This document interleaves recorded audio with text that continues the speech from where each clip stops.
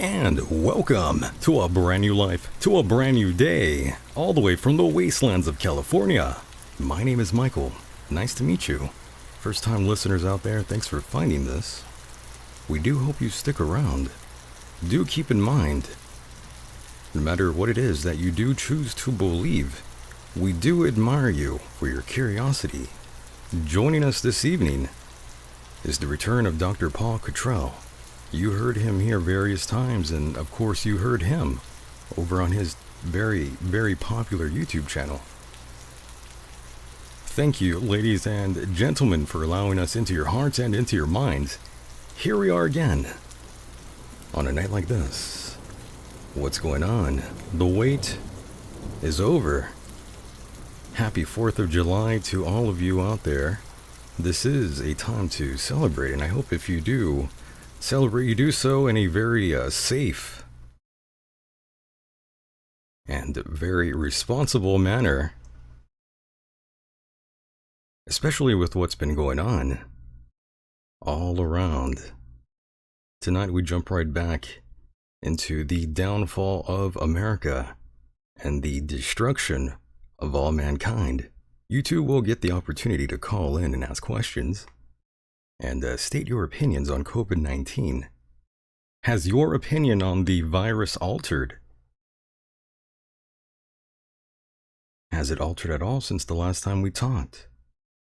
Your phone calls are welcome. A little later as we progress tonight. Now, without further ado, let's get down to brass tacks and bring in Dr. Paul Cottrell and, of course, Mr. Mike Hideous, who is patiently waiting. What's going on, Mike? Hello there, everyone, on this wonderful 4th of July evening. Good evening to you all. Very nice. And Dr. Paul Cottrell, welcome back. Hi, Mike and Mike. How you doing? I can't complain. Back. I like being on the show a lot. So we I love you inviting here. me. Yes, we like having you here. It's always fun to have you on the program. Always fantastic to have you here. I'm always Glad to talk to you and Mike, and happy 4th of July to the both of you. Yeah, happy 4th of July. You got it. I know this isn't exactly what we envisioned in terms of how we wanted to celebrate, but regardless, I'm glad to be talking to you and everyone else out there in the chat. I'm wearing my mask and I'm social distancing from myself. Very good, Mike. As long as you're playing Do it you safe. still have the bird? Oh, of course, yeah. Okay, Got okay. 3 of them. Does Three the of bird them. have a mask? I'm working on that. I'm keeping them separated too. One wingspan apart. Speaking of the bird, really quickly, are they okay from the fireworks? This is the first 4th of July I've had Kiki. She seems to be unaffected, but Sergeant is perfectly fine, and Yoda is fine too. In fact, what I did downstairs is I closed the windows and the drapes so that they stay calm. But upstairs here in my loft, where I'm doing, where I'm talking to you guys, You're right. I have to keep the window open because it's just hot, and I don't have AC. I don't use AC. Understood. And Paul, I remember talking to you months back when things were just beginning to build up, and things have gone just the way we expected them to go. The world's a mess right now, and it seems like there's no end in sight. That's right. I mean, we were talking about that that there was going to be a big infection in the United States, and that did happen. We also said that there was going to be conflict with China. That is starting. We're starting to see that. And we talked about potential mutations and the bouncing of receptors, and we can go into a little bit of details later down the road here, but a lot of the things that we predicted early on, the very first show that I was on with you, actually happened. And I think that this is important for the audience right now that's listening live, and the ones that will be listening, in the near future, that there is a second wave. It is not coming. It is here. The data shows it. The data from just the Johns Hopkins daily cases for the United States shows that there was an inflection point that I will call the beginning of the second wave, the second week of June. Right, and this has been one of the most horrendous and mind-blowing and mind-boggling experiences so far, and this isn't even close to being over. Not even close. I admit, I laughed each time I would hear people say, "Oh, it'll be gone by summer. Oh, the sun will get rid of it. Don't worry." Well, the thing is that even I kind of fell a little bit into that false sense of security. That's right. Because in New York, when we were starting to get out of shelter in place, now again, New York was the hardest hit in terms of deaths and in terms of total infected as of right now. And we started to decline. And I was thinking, you know what? Maybe smashing the curve, shelter in place, was the thing that would prevent a serious second wave. And a few weeks ago, I was saying, you know what? Maybe we can see a little bit of light, or in the distance, and that things will get better by the fall. When this new data that came out from the new cases on Johns Hopkins database and these papers that are going to be published soon, they're in review right now, that are talking about the D614G mutation, it shows from a scientific point of view and from the epidemiological data, it's showing that the second wave is here. And as you know, I've always tried to approach this problem from multiple vector points, not just one data point.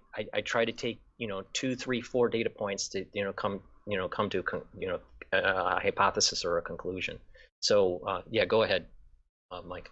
Real quick question. Does that mean, considering that you're saying that the second wave is here, does that mean that the possibility of it coming back in the fall, autumn, is less of a chance, or are we looking at a third wave?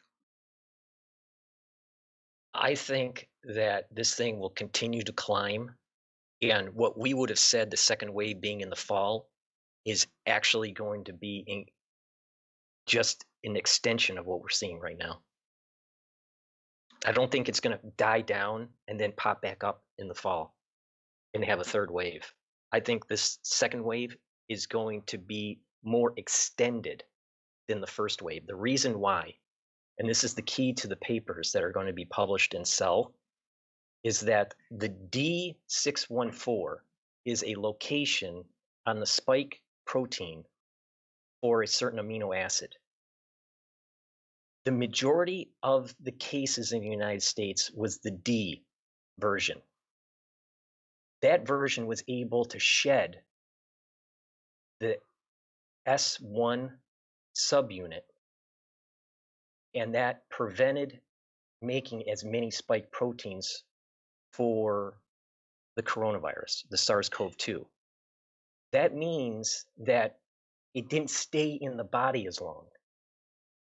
And it also means that when the virus is packaged, it doesn't have as many spike proteins.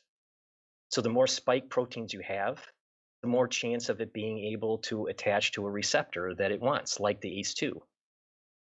So this new mutation, where it's switching an amino acid to a different amino acid, it doesn't shed as much. Therefore, it stays in the cytoplasm longer, and it increases the number of spikes that are on the viral particle. Therefore, it is going to be in the body longer. There's a longer duration because it doesn't have the shedding property that the old version had. So a lot of people would say, you would get it. You may have some flu-like symptoms. The majority of the cases, were somewhat benign, and after 14 days with some medical treatment, you're okay.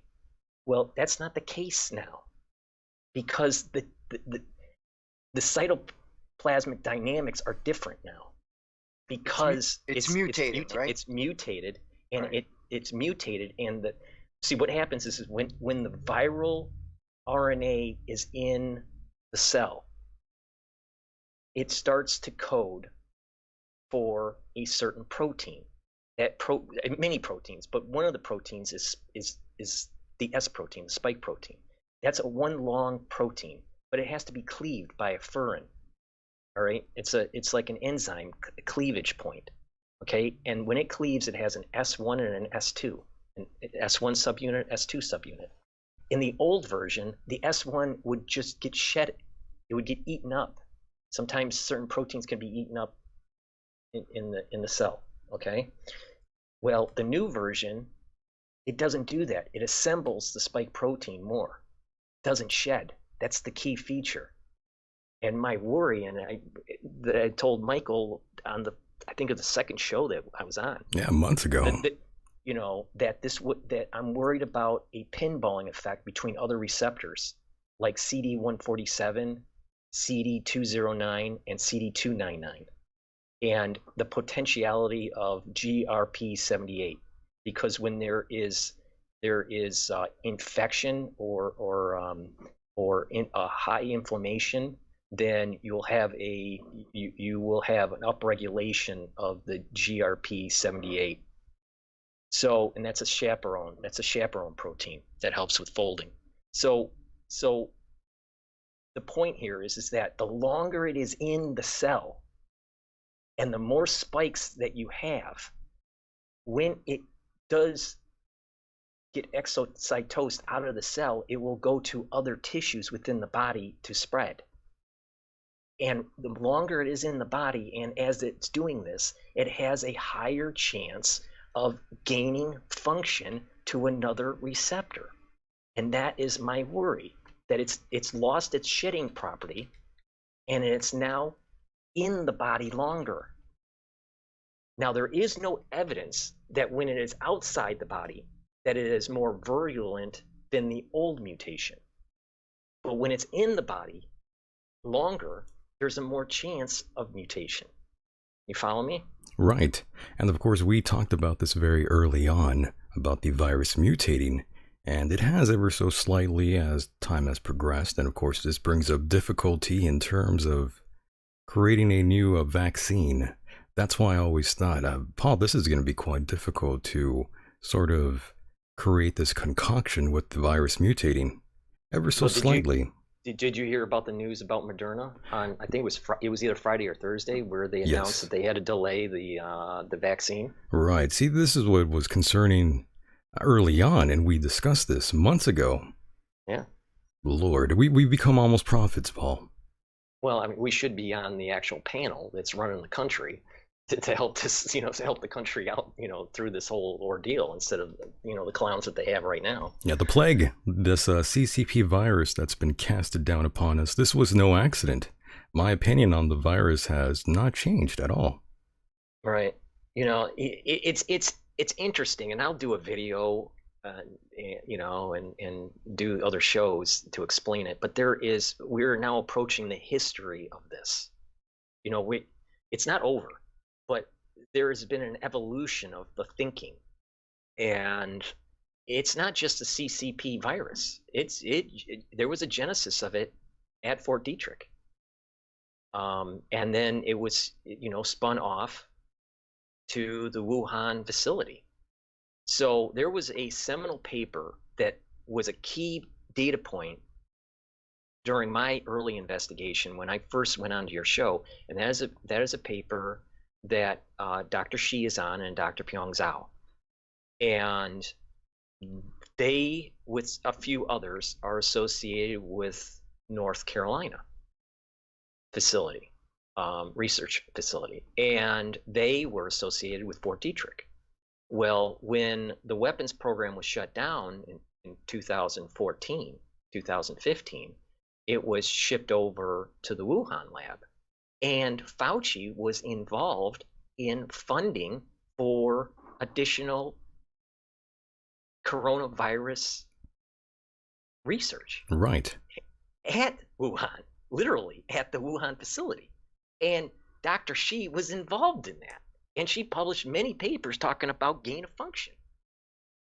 So, So what exactly? What exactly are you saying? I'm having a little difficulty following you. Okay, all right. The United States. All right. In 2008, maybe even further back, but at least in 2008, there was a scientific investigation on the coronavirus, the bat SARS, or bat SARS-like coronavirus, and coronavirus, SARS coronavirus, and they were trying to understand why there was this. Why did it stay in the bat host, and what would happen if it jumped to a human ACE2 receptor? So it was working with the bat ACE2 receptor. So they literally gave the function to the virus in a lab to be able to infect ACE2, human ACE2 receptors. I have the paper on my website, and it's been there since Michael and I start talking. Yeah, think of it as just a pathway to getting screwed, Mike. All right. So there was so basically they were trying to investigate. I think at the very beginning they were, honestly, it was just the basic science of trying to understand the relationship between coronavirus and human ACE2 receptors. Right. But as it evolved, and that understanding became more and more, and different cell lines had different capabilities, it bifurcated into a weapons program. And that weapons program was at Fort Detrick. And that weapons program was shut down and then sent over to a Wuhan lab.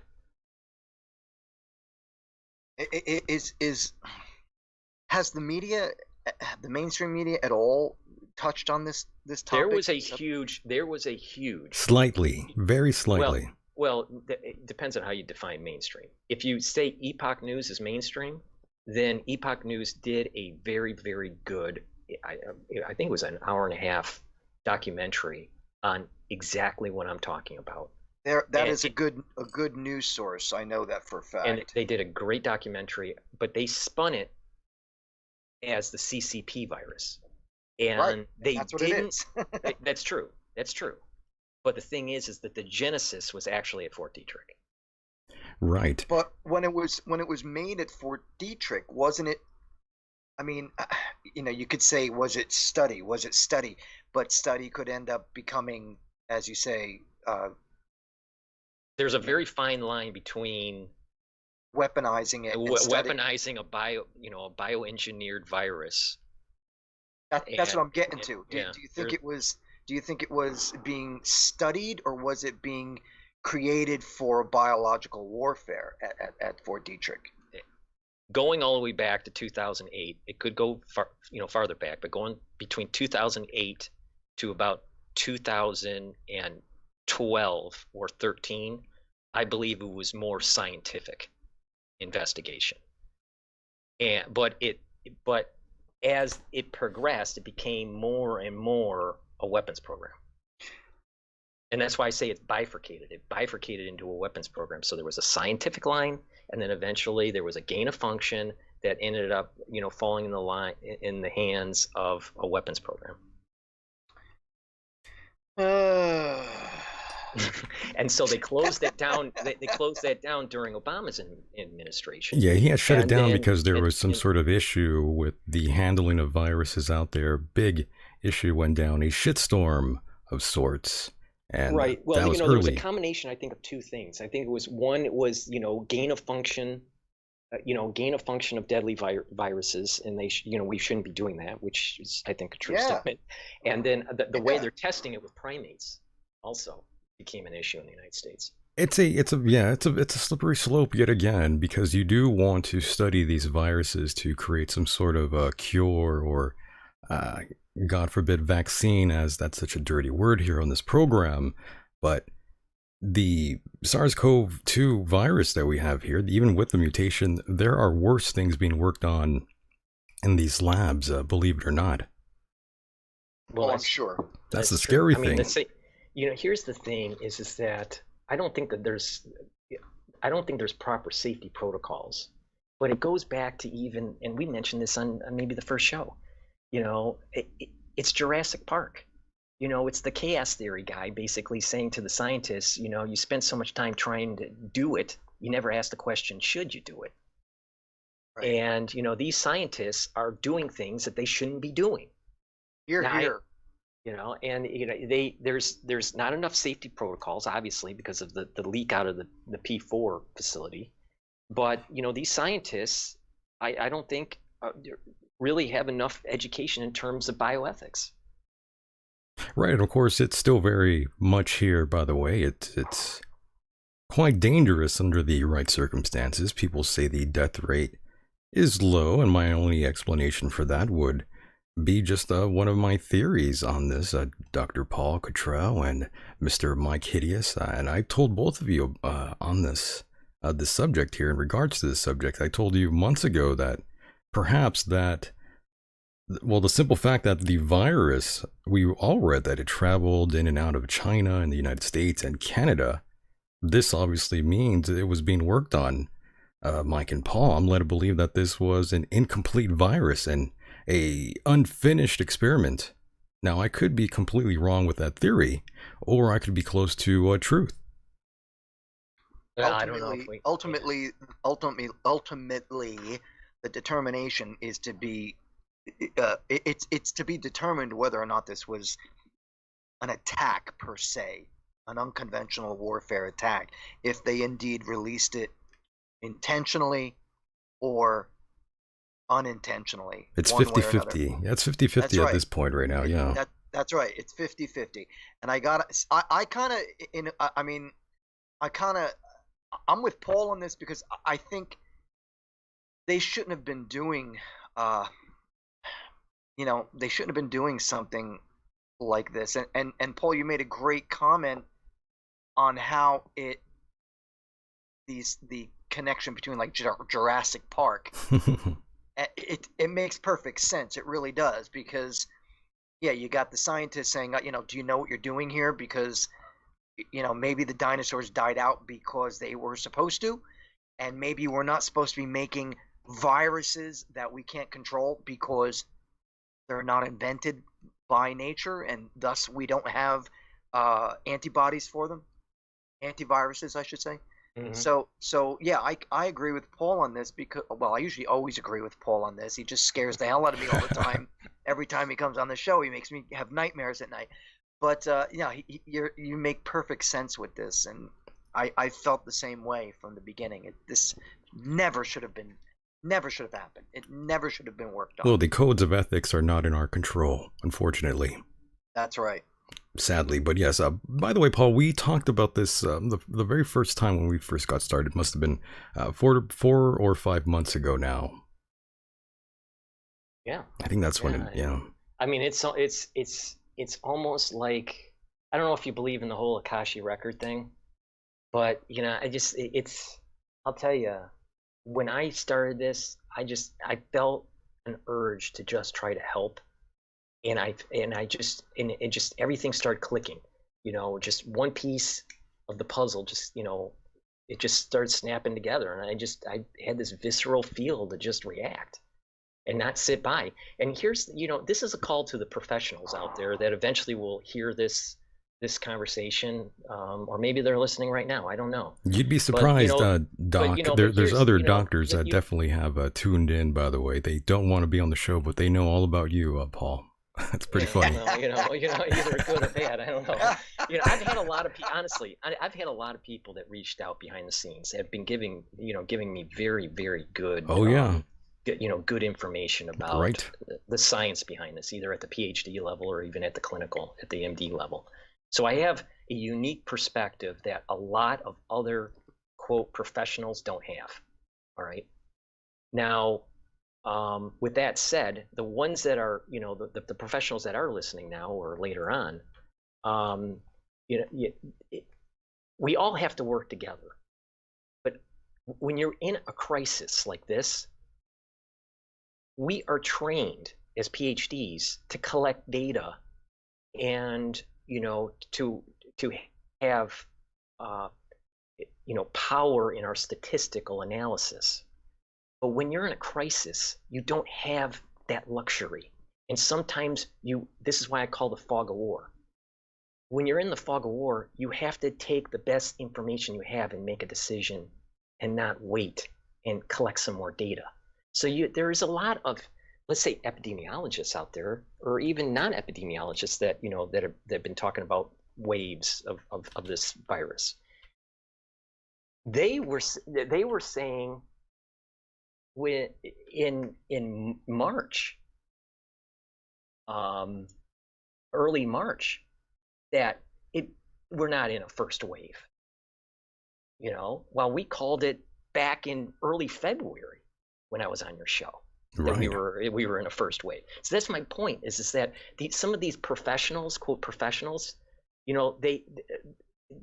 they sometimes react too slow to a very fast moving situation.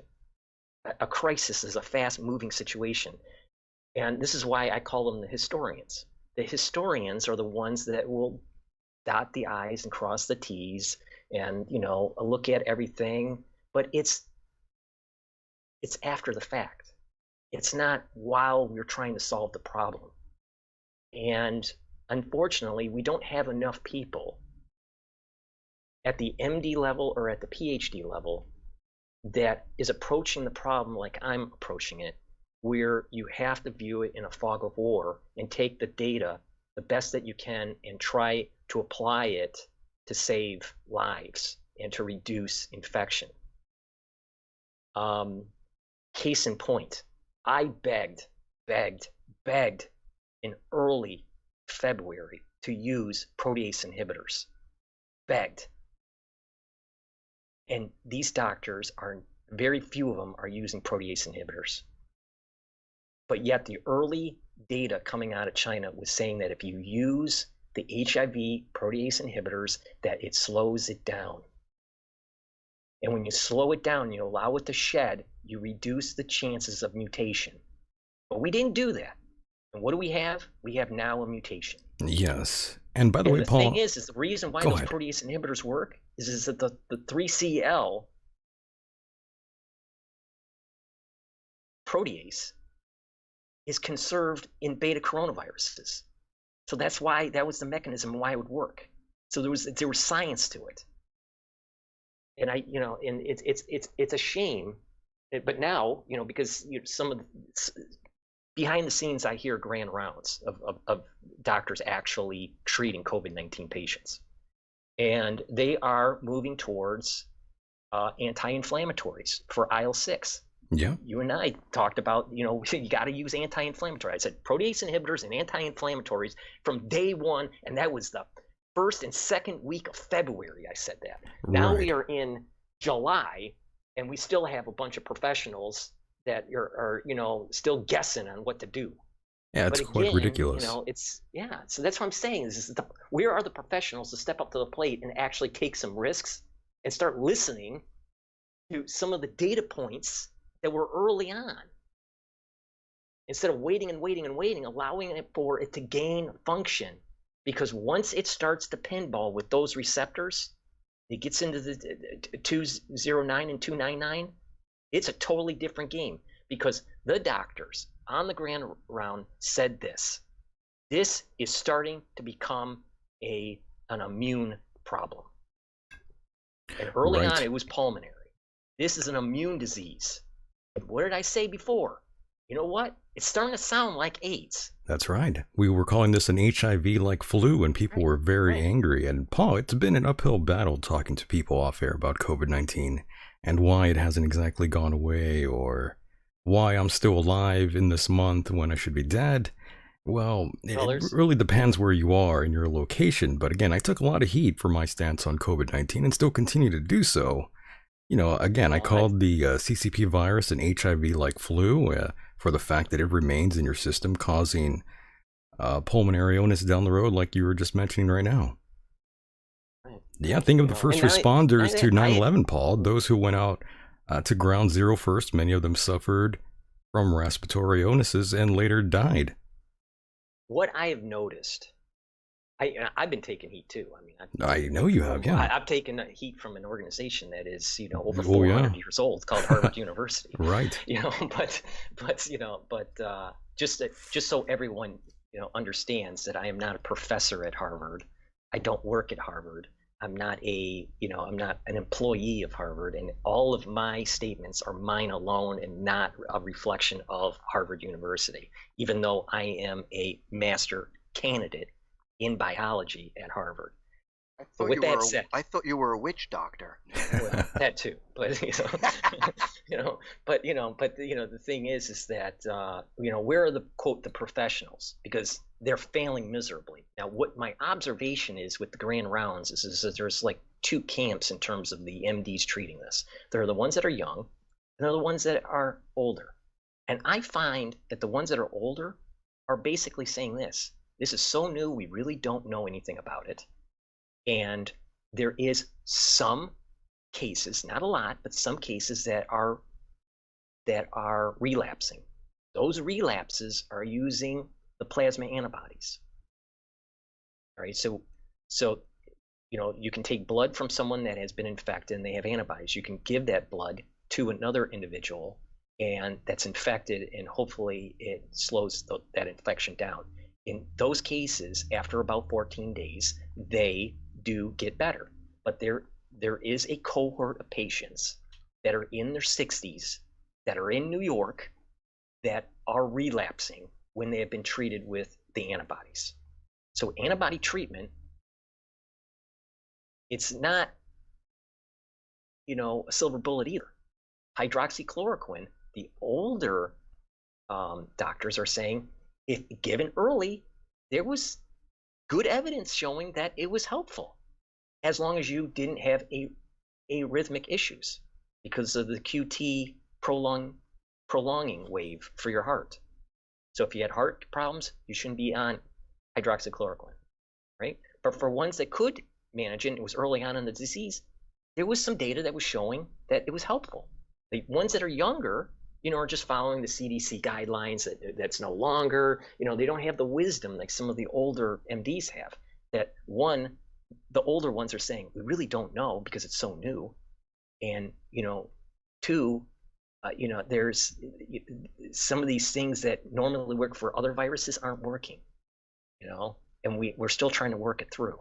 So it's a problem, and I just hope that all of the professionals out there, some of them are trying their best, and their hands are tied because of politics or administration issues with the hospitals or whatever, but all of the professionals out there at the MD level and at the PhD level, we all have to work together and stop the infighting, because infighting is wasting time, because people are going to get infected and there are going to be people that are going to die. And we are approaching 130, almost 130,000 individuals in the United States on the 4th of July have died from COVID-19. That's mind-blowing.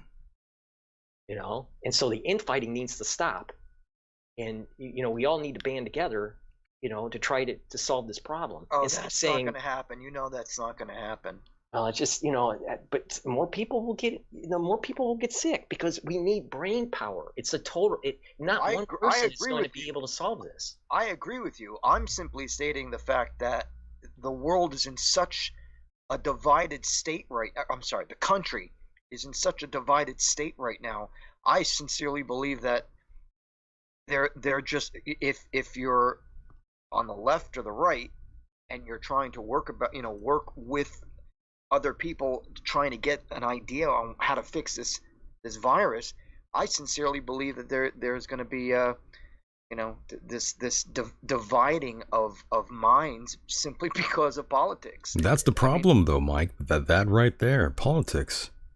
This is I not agree. a political issue. That's what is I agree. kind of silly, that wearing a mask is a political stance now.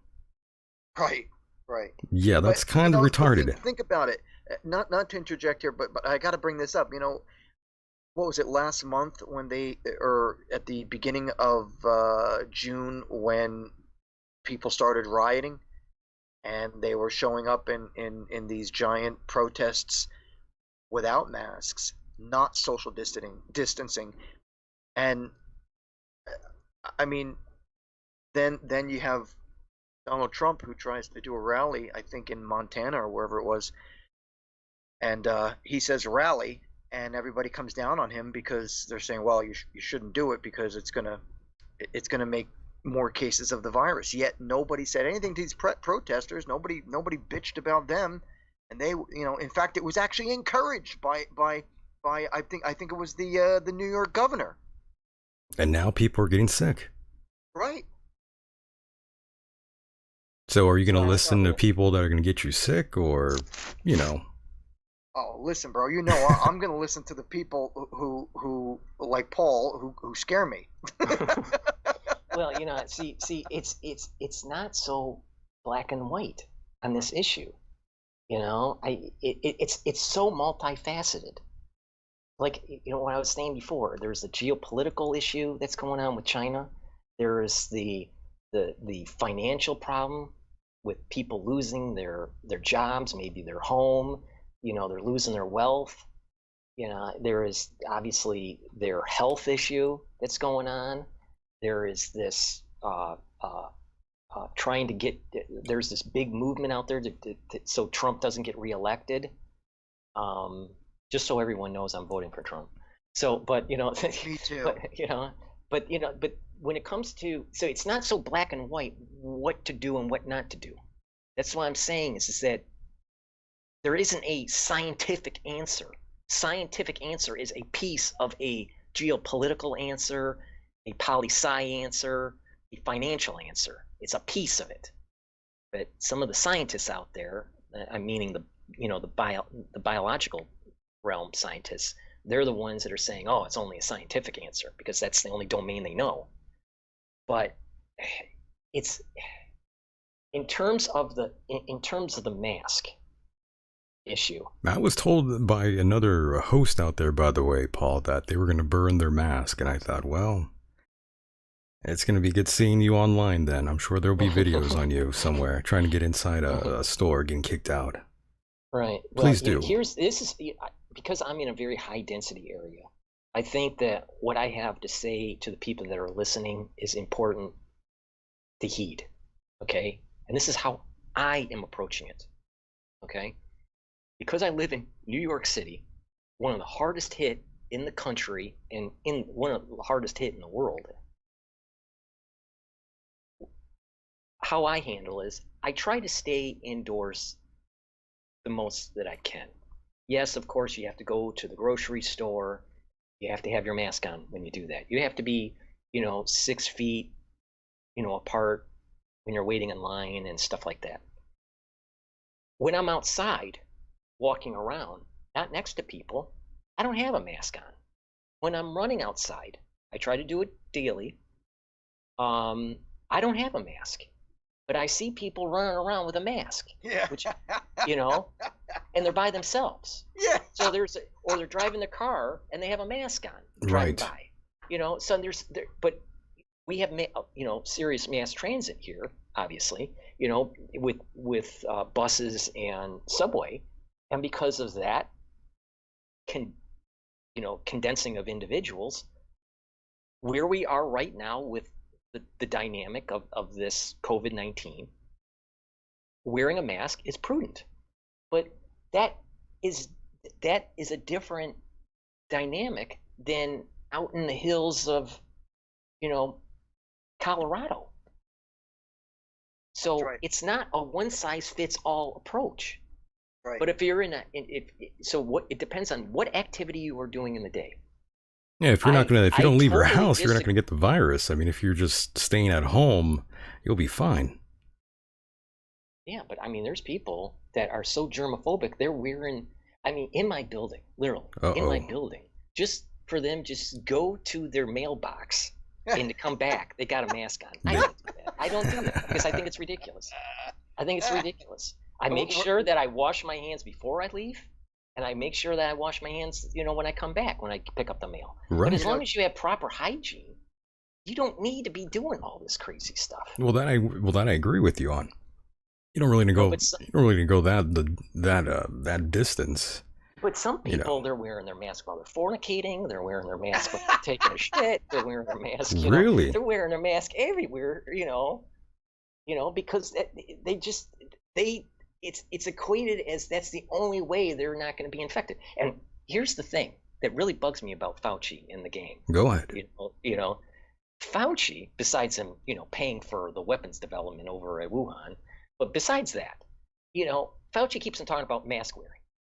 Now he didn't say mask wearing at the beginning because the first responders needed the masks, which I agreed with at the time because we had shortage on masks. Because I was on your show and I said that it was more prudent for the first responders to have it because they are going to be constantly exposed to people that are infected, and it's better at that time because we had shortage of masks to make sure they had them first. That's not the case anymore. So now the public can start wearing. But with that said, Fauci states now wear masks. Okay? He never says, you know what? It may be prudent to take some vitamin C and, take some anti-inflammatories, natural, like turmerics and stuff like that. Yeah. Right? That's what we talked about. He never states right. the things that grandma told us to do. Like garlic. Right. And ginger, fresh, grated ginger. These are all very good to boost up your immune system. And this has been known for centuries. This is not like fake science, pseudoscience. There's a discipline for MDs where you can specialize in preventative medicine. It's called preventative medicine.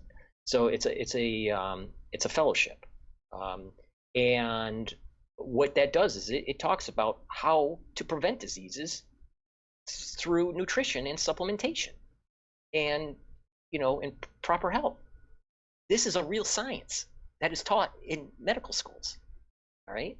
So when it shocks me that Fauci will say wear the mask, but won't say anything about what it won't hurt to make sure that you double up on your vitamin C and there's some other things like D3 but there's things that people can take to boost up their immune system. Right. That he should be telling people, because by boosting up your immune system, the chances here's the real big issue with the mask. Okay, if you have the mask on, all right, you're reducing the viral product that you're issuing out into the public if you're sick. But if you're sick, you shouldn't be outside, period. I'd say that early on. But the ones that are not sick, having the mask on, they're also reducing the viral load coming in, all right? But it's not perfect. But what's more important is that if you have a boosted up immune system, even if you have a few viral products that you breathe in, your body can shed that out. You have to reach a certain viral load before you're actually infected. So if you have a boosted immune system, which is more important than the mask, in my opinion, as long as you are properly social distancing, that will reduce your chances greatly, because you have an immune system that can fight these few viral products that you might be picking up from the environment that you're in. But if you have if you have a lowered immune system, it can't fight it, and it just needs less viral load to actually induce an infection. Most people, if they just get one of these SARS-CoV-2 viruses, they won't get infected. Just one viral product, they won't get infected. Doc, would you say COVID-19 deniers are the new flat earthers? Yes, absolutely. The proof is in the pudding. You'll figure it out. Absolutely. Not only that, these people are going on these COVID-19 deniers. They're not just denying COVID-19. Some of them are denying viruses exist. That's mind-boggling. I mean, and they're MDs. Oh my God. That was the shocker. Yeah, they should know better for sure, Doc. How did they even pass medical school denying viruses? Well, there's certain things I can't say because I'm governed by AMA, American Medical Association. But I can say this. In medical school, you have a phenomenal amount of education that's dealing with pathogens. All right. A very big part of it is pathology and dealing with pathogens. All right. It does surprise me for individuals that don't believe in the germ theory coming out of medical school. That kind of does shock me. But all you have to do is just pass the step exams and your board exams, and do well in your residencies, and then you're a licensed doctor. But it is shocking, but you don't know if they're just being paid to create havoc within the alternative, world that we're in here, the news world. Like I've noticed, like there's two camps with this COVID-19 camp. Okay, and for lack of a way to define it, I'm going to call it the Paul Cottrell camp and and the Richie from Boston camp. All right, The Paul Cottrell camp believes in germ theory, and that there are nefarious things that can happen that can push infection, and that the powers that be may take that as an opportunity to usher in one world agendas. Okay, that's my camp. The other camp is saying that everything is orchestrated, and that if something happens in the news and it is taking away something from you, like a civil liberty or something, then that event really didn't happen, but they're just faking it using Photoshop or some sort of editing software, and that the world's flat, and that we never went to the moon, and these people Richie from Boston is the pinnacle of this, and these prominent doctors are promoting their theories on Richie from Boston, and because his channel's so big, it's like 300 and some thousand or more, maybe 600,000. That these flat earthers start believing that viruses don't exist.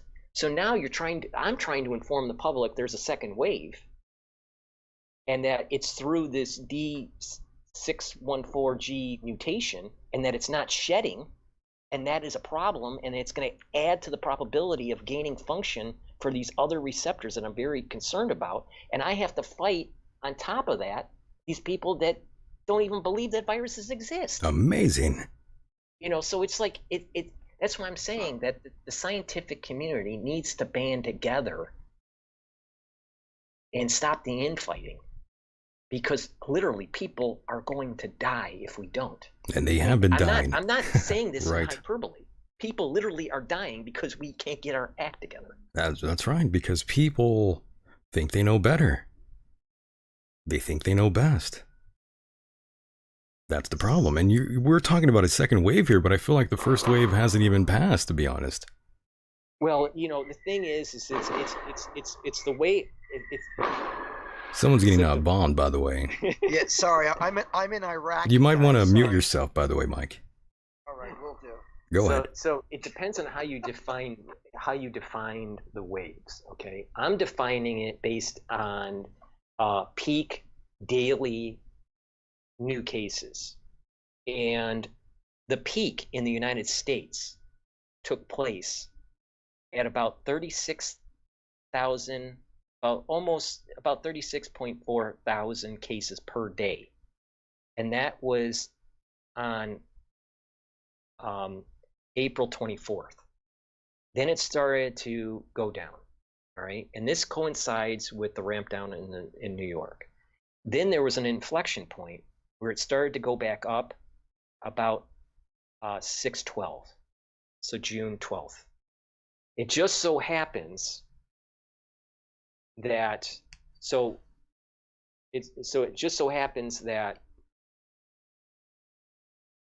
in May, 70% of the cases are the G mutation, while most of the April cases were from the D mutation.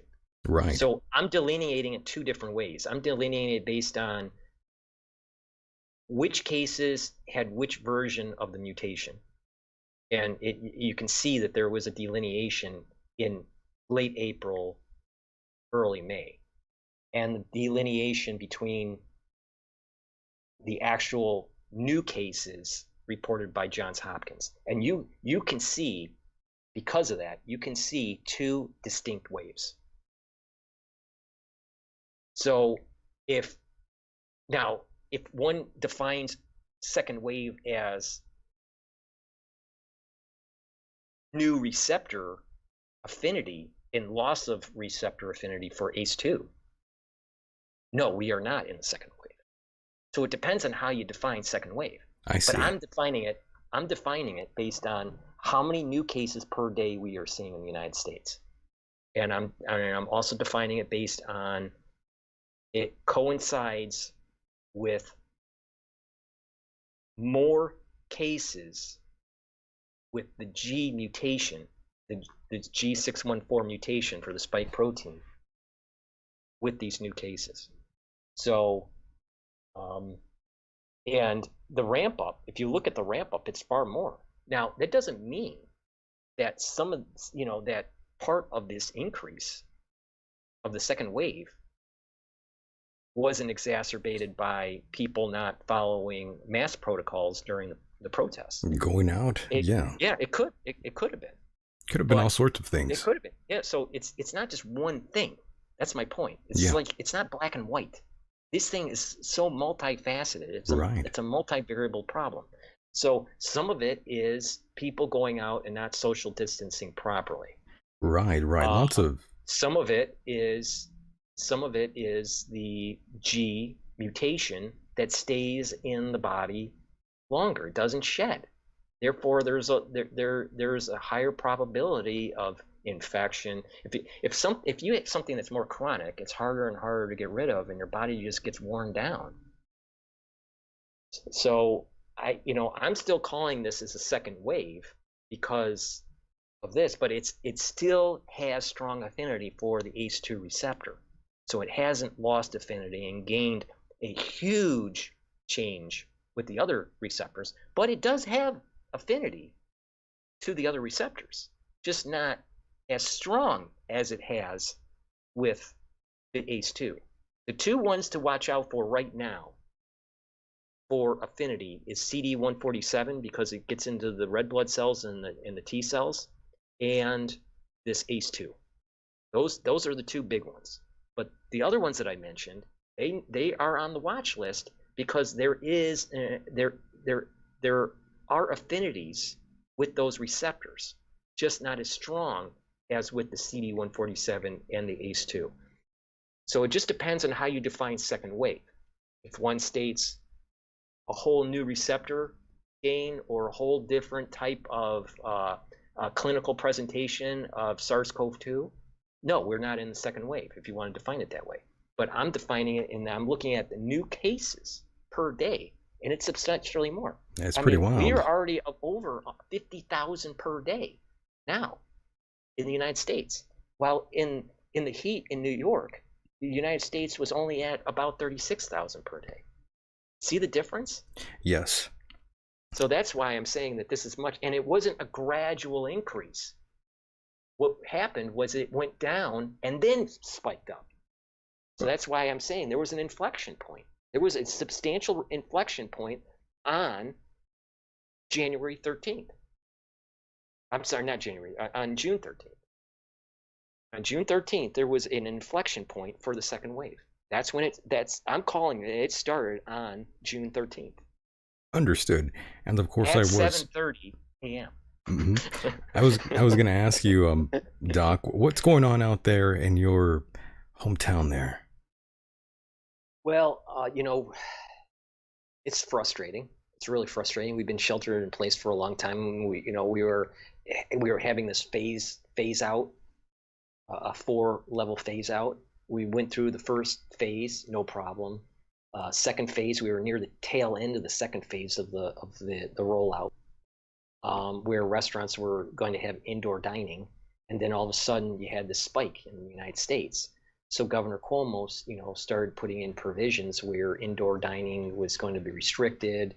Also, New Jersey is starting to put provisions on, certain eateries. So they're slowing down the rollout for opening up.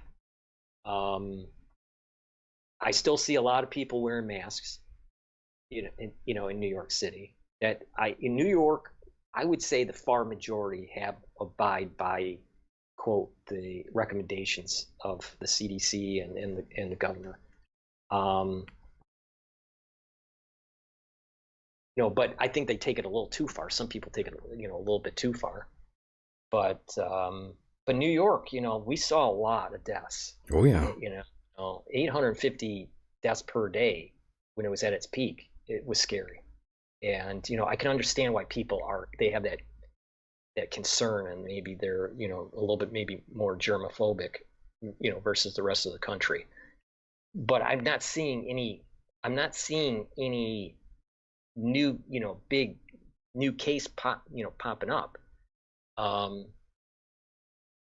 So it's weird because that about 4 weeks ago I was on Mike Adams' show and I was saying, what, maybe the second wave is going to be muted, that it's not going to be that bad because of what I'm seeing in New York. That once you have about 20% of the population infected, that maybe that is like a magic number that it just starts to go down. Like each infection has a certain peak that it has to reach before it starts to die out, if it does die out, right? Right. So because we don't know anything about this, it just so happened that the data in New York was saying that about 20% of the people in the state had it, depending on the region, but on average, about 20% of the state contracted it based on antibody testing. And it was, I think, a sample of 8,000 or so across the state. So it was a decent sized sampling. Most of the states before this second wave started was at 10% or less. And because it was 10% or less, I said to Mike, it might increase a little bit, but then it will, probably peak at about 20% of the population and start to go back down, assuming the same dynamics that we had in New York. Well, that was assuming the D614 mutation, or strand. Yeah. Now it's a totally different dynamic because it doesn't shed as easily.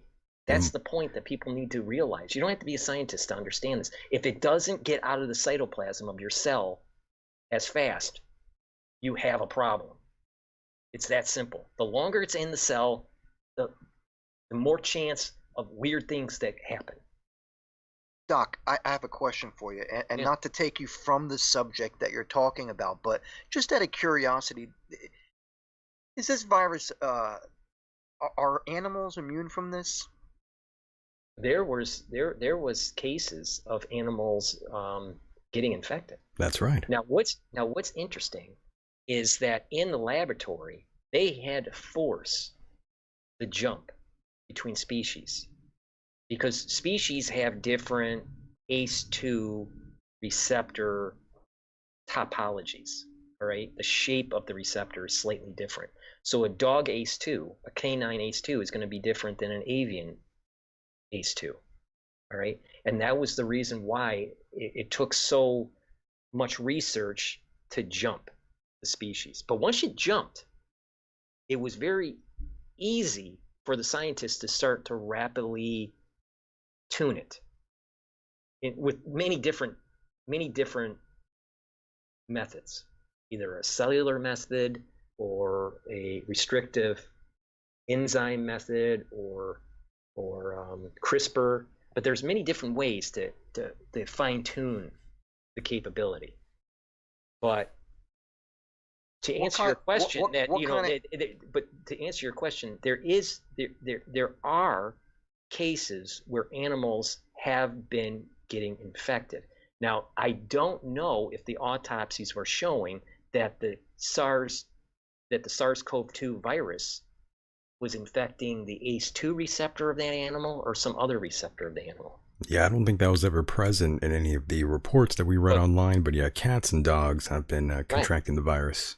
Right, and I also heard that there were in a zoo that there was the tiger, lion or something, or a lion or something that was infected. Absolutely. But I don't think there was any definitive proof that it was the ACE2 receptor that was the mechanism. Yeah, I also think it was a zookeeper that did it, or a pet owner as well. That's how these pets are contracting the virus. It could be. I think so. But I could be wrong. Most likely, there's enough homology between species, for mammals, that it's probably close enough that it will infect the animal through the ACE2 receptor. So to answer your question, yes, but I don't think it's as, quote, infectious as just going from human to human. Right. It's not so cut and dry. Just as deadly? Just as deadly? Well, I don't know. I don't know. There's not enough animals to state that. I mean, was those animals somewhat compromised already? Were they old? Did they have prior infection? There's just not enough data on that. Yeah, it's I was just curious. So everything is up and down in New York, for better or for worse, and California we're getting hit as well. By the way, Gavin Newsom mentioned the Imperial County, which is where I reside, basically. So, I've already had mentioned that to Mike that we were running out of PPE, and of course, medical personnel. Lots of people were being flown all over Southern California from our hospital here in El Centro, California, by the way, Doc. Well, what's interesting with California is that you have about 251,000 cases confirmed. And when you're talking about, this is part of the reason why, see, when you were saying, you thought maybe that the wave, you're still in the first wave. It seemed like it, but depends. Because if you look at just your state and not the aggregate of the country, just your state, that's what it looks like. And it's just it's just increasing more and more, and there was no bump. So that's what I'm saying is it's very idiosyncratic depending on the region you're looking at. But the date, that's why I'm stating that you have to reference the mutation paper. Yeah, that's and the that issue. The rate of increase of new cases per day in California, if we go back to that June 13th, that's when it starts to really climb. So there's something fundamentally different. There's an inflection point that the rate of change is much more in California in the second week of June.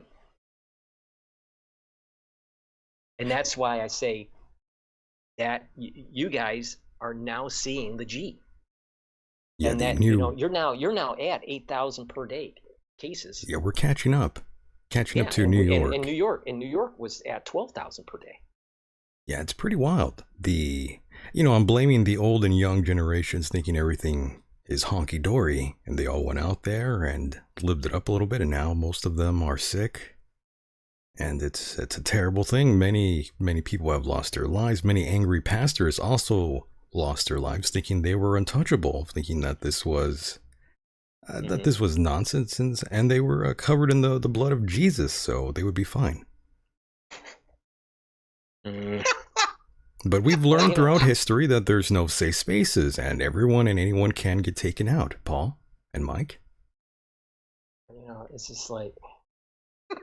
insane, right? Well, I mean, it was the same problem that we had with Korea, with South Korea, with that religious sect that, was praying together, and their part of their belief system is that if one is sick, everyone prays around the sick person. Well, if you have an infectious disease, that's a perfect way of spreading it. So it depends on what the issue is. If it's not an infectious disease, maybe the power of prayer may help. Being by someone, but if you're in an infectious disease situation, congregating is not the best option. Probably not. And even there was a case in Michigan where it was an individual was picking up his child from New Jersey, from a boarding school, a religious boarding school, and this is around late February, early March, and took the child home, back to Michigan, and about 2 weeks later, the community started getting infected with COVID-19. So I mean, it's just like people need to use some common sense, but it doesn't mean that, again, that you have to fornicate with a mask on, People are actually doing that, Paul. I know. I mean, they really are doing that. You have evidence of this. Did you see with your own eyes? The thing is if you're so worried about that, then why? Like. Wow. I just but I can understand, Michael, why you would think from a California only perspective why you think it's the first wave, because if you look at the cases, it's just a steady increase, and there is this and then it turns. It was more linear increase, and then it starts advancing per day the second week of June. Yeah, I agree with you. I had no point of contention. It's just the way I've been seeing it. It's like, did we even get rid of the first wave out here? Yeah. Well, I mean, according to the data, according to the paper that's going to be published in Cell, the new cases that are coming out are G. RG, the new mutation. That's a new mutation. Right. That's what's moving around now. So, and that, again, that doesn't shed out of the cell. That if the old one was bad, the new one, it stays in the body longer to assemble. Yeah, it's much more potent. So yeah. So so that this is part of the reason why you're seeing, like, in your state, when you had D, you were only seeing about 2,000, maybe 2,300. cases per day. Now you're seeing 8. Now we're seeing a lot. Yeah. So I mean, it's like this mutation is one of the reasons why we're seeing these increased cases in the United States per day, and what I'm calling for the country second wave. And by the way, Paul, do you agree with California telling houses of worship to discontinue singing? Discontinuing singing? Yeah, they are telling you not to sing in church out here in California. They're still congregating? I believe so. Some Well, places I mean, a lot are. of churches have been doing like the online, I guess you could still attend some in-person church services here in California, but you can't sing. That's the new rule. Well, my personal thinking here is that because the country is starting to see massive infections, I think houses of worship should go back online like they were doing. That would probably be a better idea. Now, my brother's Orthodox Jew, and he said that in his community, they go to the rabbi and you have to sign a paper, and you have to show that you actually have been tested negative. And then it's only 10 people, because in the Jewish religion, to do certain prayers, you have to have 10 people. If you don't have 10 men, then you can't say certain prayers, especially like Mourner's Kaddish or reading from the Torah. So so they made sure that you can only congregate 10 people, and that they've been tested and they test negative. All right. So and you can't like move from one congregation to another. You can only pray together, nowhere else until we get past this. So they have provisions within the community to try to prevent the spread. Now, in the Christian faith, that's a little different, where everyone just congregates to one area. But my understanding is that in the Christian faith that there's no guideline on saying how many people have to be attending to allow certain prayers to be said. So, it may be more prudent, to follow, a very small congregation kind of model, and just kind of like rotate, the individuals, in the church. Maybe only, for a larger church, maybe only having 20 or 25 people in there at any given moment. Yeah, lower capacity. Yeah, the act of singing itself might be a contributing. I don't know. Well, they're saying that's what they're saying. It's a contributing transmission through emission of aerosols. I don't know. Here's the issue. Here's the issue with church. Having been a former Roman Catholic myself, and I used to go to church when I was a boy. The thing is, a lot of these people who are firm believers, feel, and this is, I'm not joking when I say this, some of them feel that by going to church, whether they wear a mask or not, that they are protected per se by the God that they believe in, and that is obviously not a scientifically proven theory.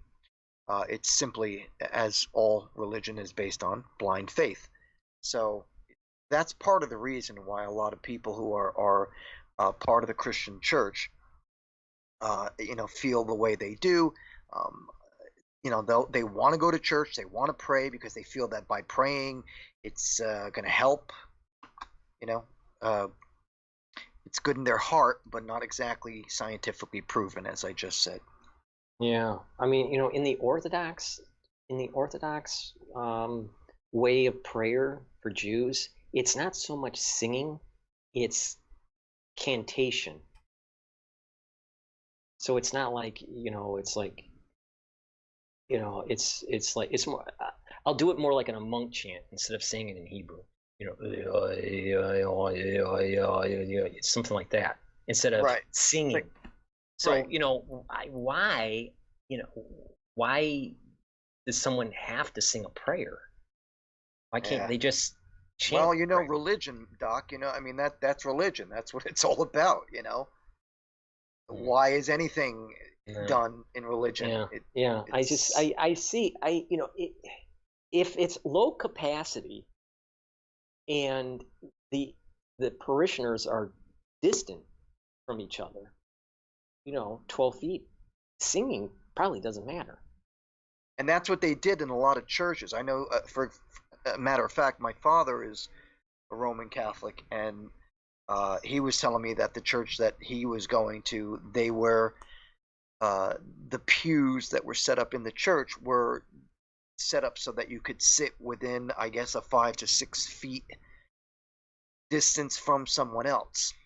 See, I would do 12. I think 12 is really the better way of doing it, because they were saying that if it's droplet, then it's 6 feet. If it's aerosol, you want to go 12 to 15 feet. So if they're concerned about it spreading farther out because you're singing, I would do the 12 feet. Well, now, Doc, you just brought something up that I need to question you on, because I do remember one time that we did interview you. I could almost swear you said that it had become an airborne disease or virus. Are you saying that's not the case now? See, early on, I think this was maybe the first show. It was maybe the first show. There were reports that were coming out that that this was airborne, and there was a lot of question about how long did it stay on a surface. So Right. we were, there was some talk. Well, does it stay on the surface for 3 days, or does it stay on the surface for 9 days? Was it droplet or aerosoled? And those were the good old days, by the in way. Wuhan, this was before, when we were talking about this was before the United States had this. The good old days. Yeah, we were talking, this was the Wuhan, just was dealing with the Wuhan crisis, and we were saying, prepare, it's coming to the United States. That was when we had this conversation. Right. So in Wuhan, it was so bad that the researchers were suggesting that were coming out of Taiwan, some of the researchers from Taiwan, because I have a friend who's from Taiwan that was translating the news for me. Her name's Miss Taiwan. All right, I put her on the show. That's her moniker, Miss Taiwan. Right, I remember her. And she does direct translation of shows for me. Okay, she watches it and she's directly translating it. And some of the scientists on the show were stating that they were concerned about the aerosol capability in Wuhan. Right. And so that's where that whole conversation was, is that this, at that time, we were very concerned that it was an quote airborne and not just droplet type virus. But I think that with more studies in the United States, it's not so much airborne transmission. I don't think it's conclusive yet, but I think the transmission is more through either direct contact or a droplet. Yeah, droplets or contact, I think, is the best way this thing is being transmitted. Go ahead. Right. But what's important here now is that this is not just a pulmonary disease. This is a blood disease. This is an immune disease. This is not, there's even signs that this is a neurological disease. There are many neuroscientists out there that's saying, hey, don't just, look at the blood in the pulmonary system, but also look at the neurons. And even on my show, one of the very first callers I had was a father of a child that had coronavirus. The hospital was refusing to test for COVID-19. And the child had these severe headaches, and I mentioned this on the show. Yes, you did. And it had gliosis in the radiological findings. It's funny you say that. I just wanted to quickly tag on to that, Doc. It's very interesting that you bring that up, because just earlier today on Twitter, I saw this guy doctor here saying that he has a 29-year-old patient that who basically will never speak again or walk normal because of COVID, and there's damage to his brain. Yeah, it could be. And there's two ways that could happen. Well, maybe more than two ways. I'll try to just simplify it to two pathways here. Go for it. One could be actually a neurological, pathway. The other could have been a blood clot that led to a stroke. See, what I'm hearing from the grand rounds isn't so much the gliosis, which is the inflammation of glia cells that help with the immune system of the brain. Okay. They start to get infected, and they show a certain pathology. All right.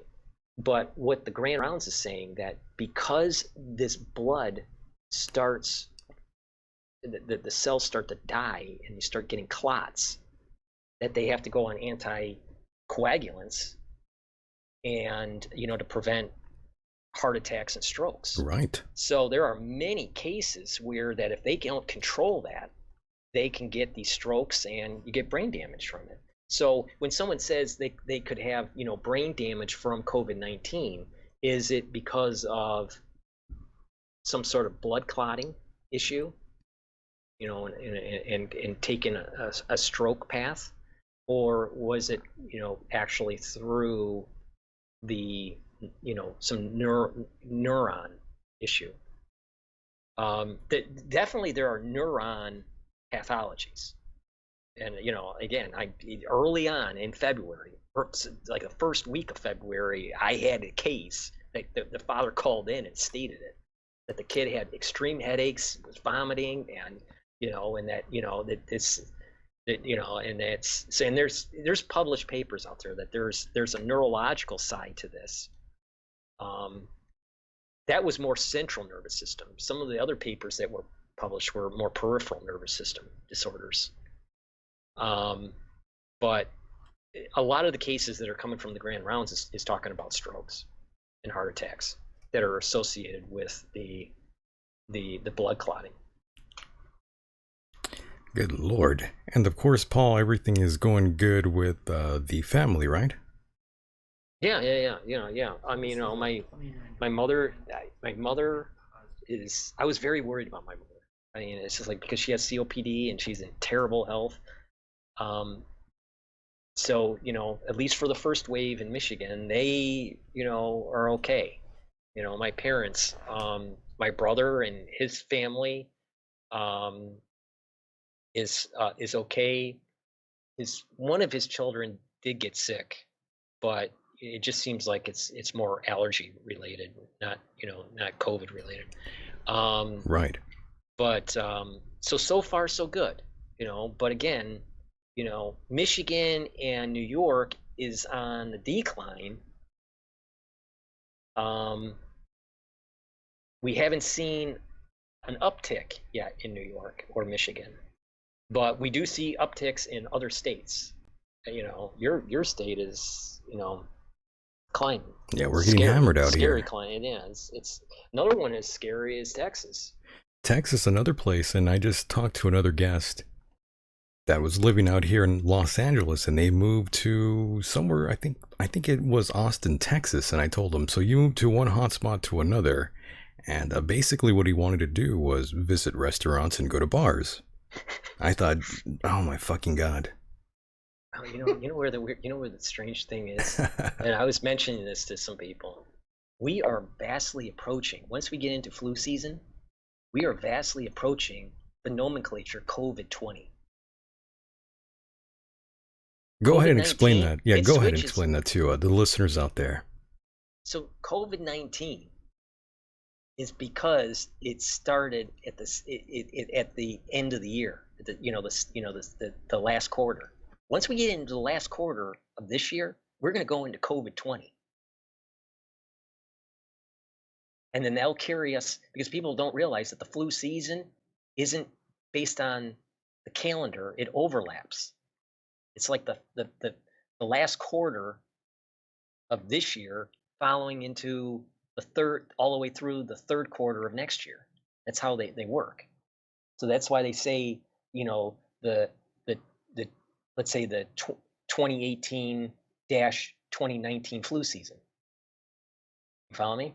So we're going to be rapidly changing the nomenclature, and people are going to start talking about COVID-20 at the end of the year. And people are going to freak out. They're going to say, huh? What does that mean? What does that mean? And then that's another, then people will start saying, was that second wave? Is that, what does that mean? So it's like, and then it launches into this whole worry that I have with the BioPatriot Act, this never ending vaccine program that just keeps on coming and coming and, you know, and hurting you.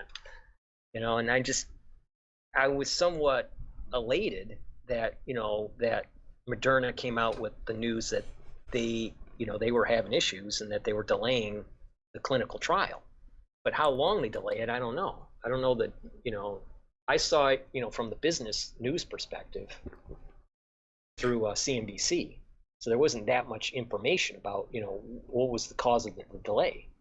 You know, is it the whole platform doesn't work or not? But, you know, people don't realize that this thing is going to carry us through into next year. Now, does that mean that it's going to be as terrible? I don't know. We don't know. We don't know because we're in the world of unknown with this thing. Unfortunately, yeah. But you know, a lot of damage has been caused by just economically to this country. Absolutely, absolutely. And of course, Joshua in the chat brings up another good point. He is saying you are forgetting the swine flu H1N1, which is now circulating in China, which is very true. Another tidbit, by the way, Mike and Doctor, to add to the party here. Another potential possibility for another pandemic. Yeah, when I first moved to New York, I think it was a year later. I think it was the year after they had the big swine flu breakout in New York, and I got it, and I threw up a lot. Right? Nice. And, you know, I just felt like, you know, sick as a dog. I mean, it was really bad. But you know, I got through it. But what's the chances of two pandemics happening in the same year? My God. When a pandemic is usually defined, you know, this kind of pandemic is usually defined, you know, once every 100 years. Now, you know, the swine flu quote pandemic, that, you know, was maybe once every 10 years. So, you know, you don't have a very strong probability that two of these things are going to be happening at the same time, but that doesn't mean they can't. They could, but I'm not. They've been talking about swine flu, years, H1N1 for years, 2009, and the avian flu and everything else, and it, you know, and well, Paul, we can't rule it out. I mean, look what happened in 2020. We had a pandemic, and then we had riots, all in the same time. You know, yeah, but you know, if you look at the Torah, you know, the Bible, mm-hmm. you know, when Egypt was being plagued, it wasn't being plagued every day with frogs or blood, you know, in the sea, or fire from the sky every day. God decided to pick on each day a different plague. So I have a hard time believing it's going to be a viral plague on us again and again and again. I think it's more probable that we have an asteroid hit us than some other, you know, major catastrophe. You can't rule it out. Yellowstone, super volcano, Yellowstone going on. Yeah. Then we have, you know, swine flu. We can't rule it out in 2020. I mean, look what's going on, my friend. You know what's weird is that in ophthalmology and in optometry, you know, they say 2020, you know, 2020 vision, mm-hmm. right? That's like perfect vision. Isn't it weird that we're in the 2020 year, and it's like there's many people, and I'm sure that in your circle, you know, you would agree with this, that they just have they have like almost like that intuitive sense of things that are happening. They can see it. It's very clear to them that there is something that is metaphysical happening that is allowing us to see things clearer than normal.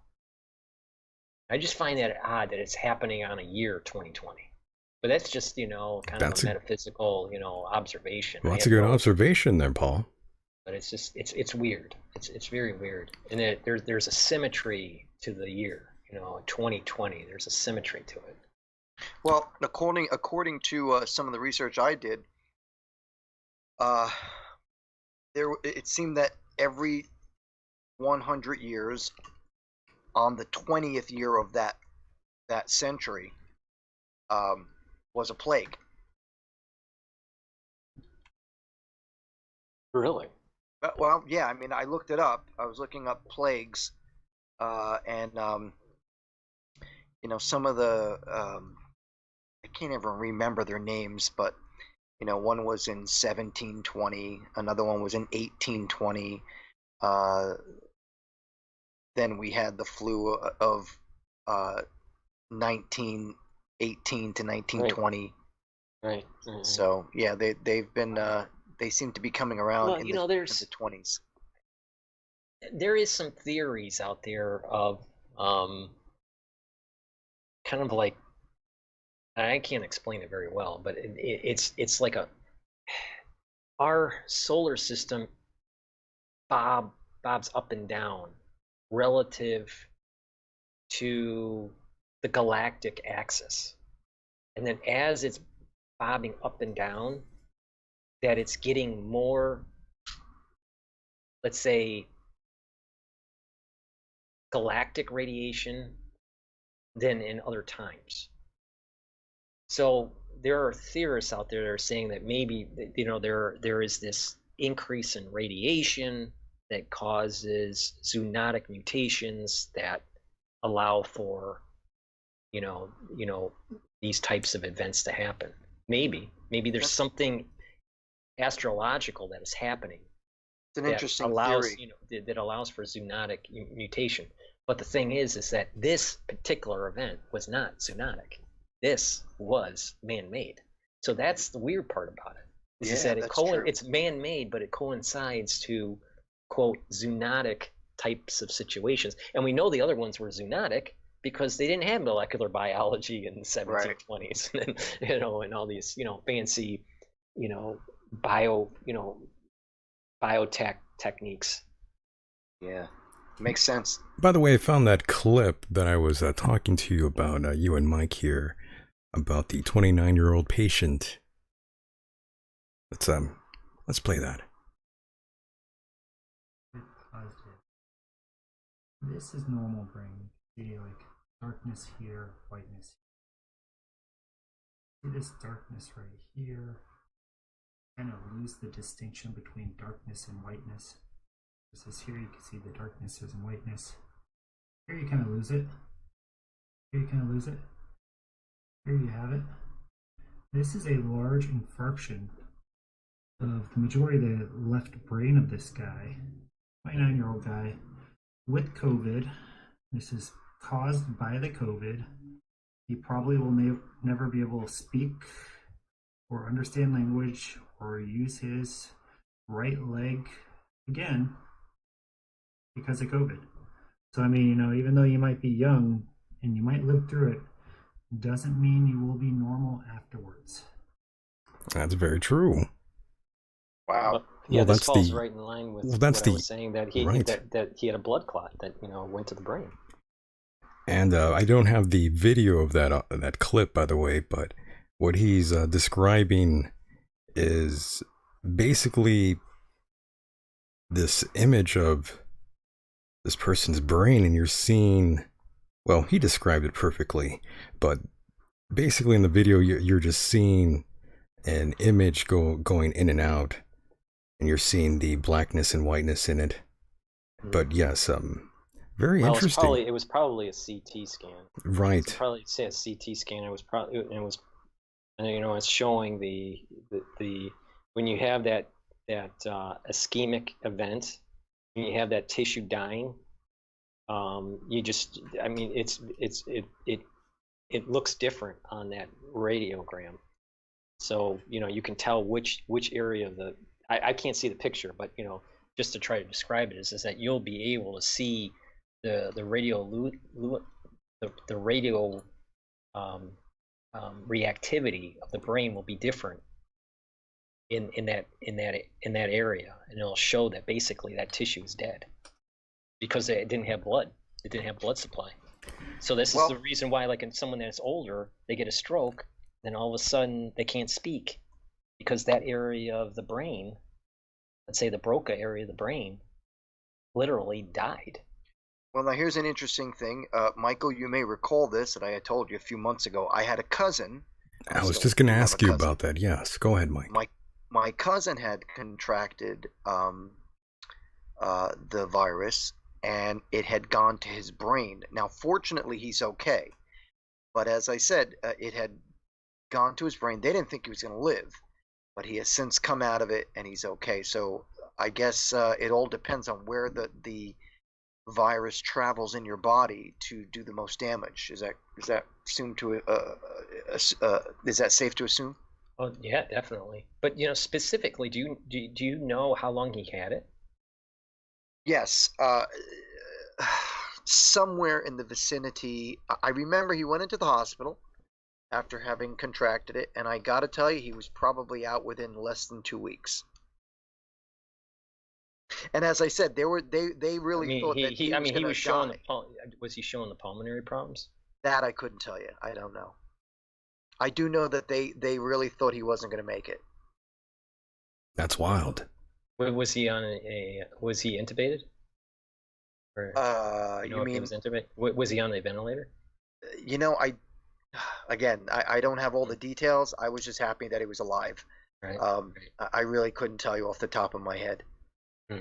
I just, well, you know, there was this discussion with some neuroscientists that have, some good theories, stating that, that maybe it's going through the olfactory first and creeping up.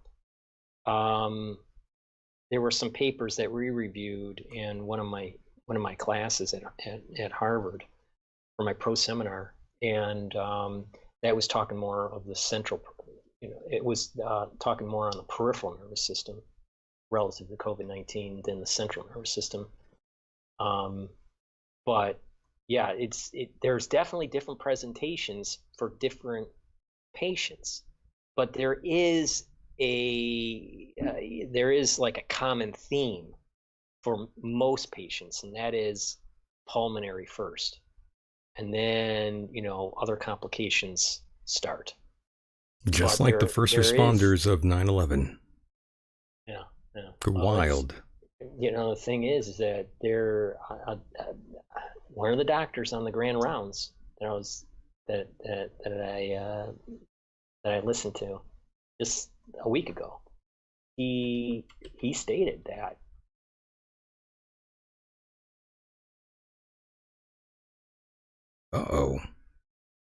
I have no idea what happened there. Did we get booted from the phone call? Is that what happened here? Oh, yep, that's what happened, folks. I apologize for that. I was booted from the call there. Go ahead. Within the severe cases that survived, that have so much fibrotic scarring that they will need lung transplantation later down the road. By the way, Paul, can you repeat that? I was booted from the call. I'm not sure why or how. That's interesting. This guy booted me out. I don't know what happened there.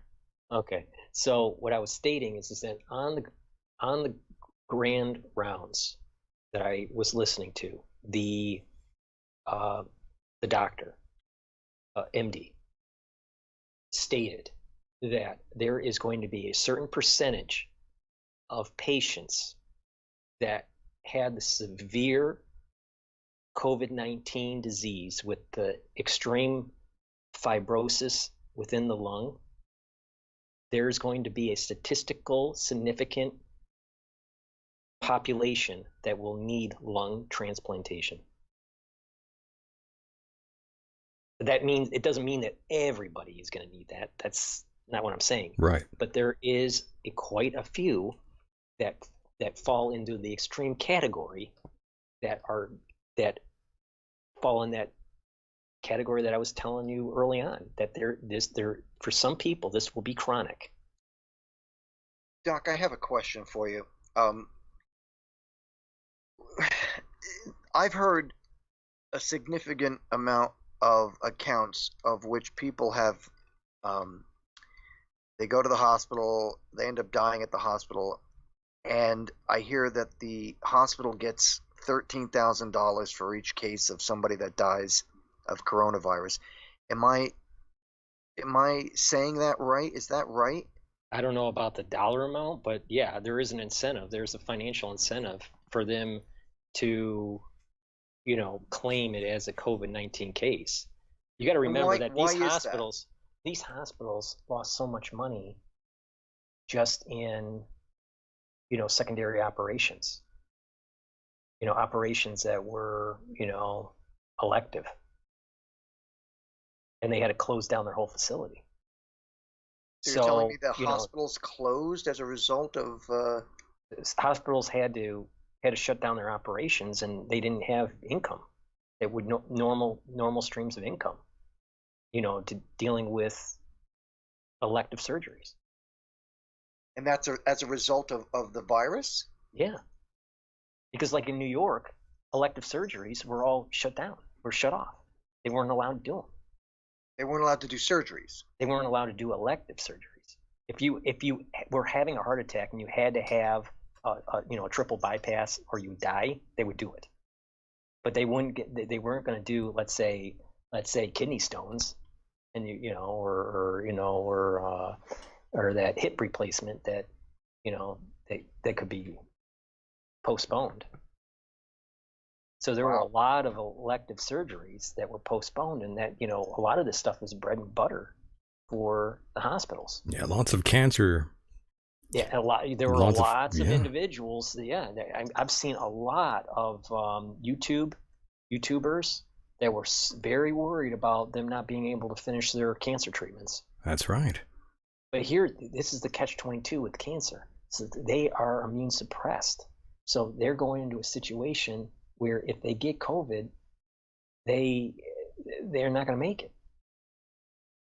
So it's like not have, it's a weird situation. Not having the chemo could kill them, but going in to get the chemo could kill them. Yeah, it's a very odd. So I mean, it's like how do you make that call? It's insane what's like, going on. My heart goes out to that. I mean, there was this one woman that was crying on the internet, on YouTube about how she couldn't do her cancer treatment. Yeah. Hey, listen, Michael knows this, but 2 months ago, I had to get rushed to the hospital for a kidney stone, and I was nervous just about going in the hospital. But then again, the hospital I went to wasn't like a New York hospital or a big city hospital. I'm out here in Pennsylvania, so the biggest thing was actually being concerned about going into the hospital where all these germs could be accumulating. Fortunately, nothing happened. I passed the stone, although I felt like I was passing a rock through my groin. Right. Otherwise, everything else was kind of secondary to me because I was more concerned about going into the hospital. Well, did they do the ultrasound? Did they blast it with like a sonic wave? No, it was very simplistic actually. The pain was ungodly. I could have shoved a boulder up my behind. It would have been a lot easier. No, basically, I got to the hospital in excruciating pain. They gave me first they hooked me up with an IV, I guess it's regular saline, and then they put Treminol. Am I saying it right? Treminol? I don't know. It's some sort of a muscle relaxer that I think really specifies the relaxation of the kidney and the bladder, because it was trapped in the transit from the kidney to the bladder. And they said it was small. They were like, "Oh, this is easy. You'll pass it." And I'm like, "Really?" So You mean tramadol? Is that what it is? Tramadol. Yeah, Yes. if it's a opiate, yeah, or Well, opioid. they said it wasn't an opiate. They said it was a non-narcotic medication. Weird. Whatever it was, Yeah, it whatever it worked. was. It worked fantastic, as a matter of fact. I And see. I ended up passing it, and I haven't had a problem since. And the Well, weird when thing you is, passed it, you didn't have pain. I didn't feel it at all. No, Dang. they said it was so small that, well, that's it. They said it was small, you know. But I don't know. I haven't had any problems since. But it was my first one, and all the water I drink, I pretty much only drink water, orange juice, and Gatorade. That's all I drink, and See, mostly. I would stay away from Gatorade. Stay away Okay. from Gatorade. I'd say Okay. because the reason why is it's way too much sugar. There's if you look at it, there's a lot of sugar in there. And I Yeah. understand what you're saying, Doc, but the fact is I don't drink it that much. I only drink it once in a while if I need some electrolytes. You know what I did when I was doing triathlons?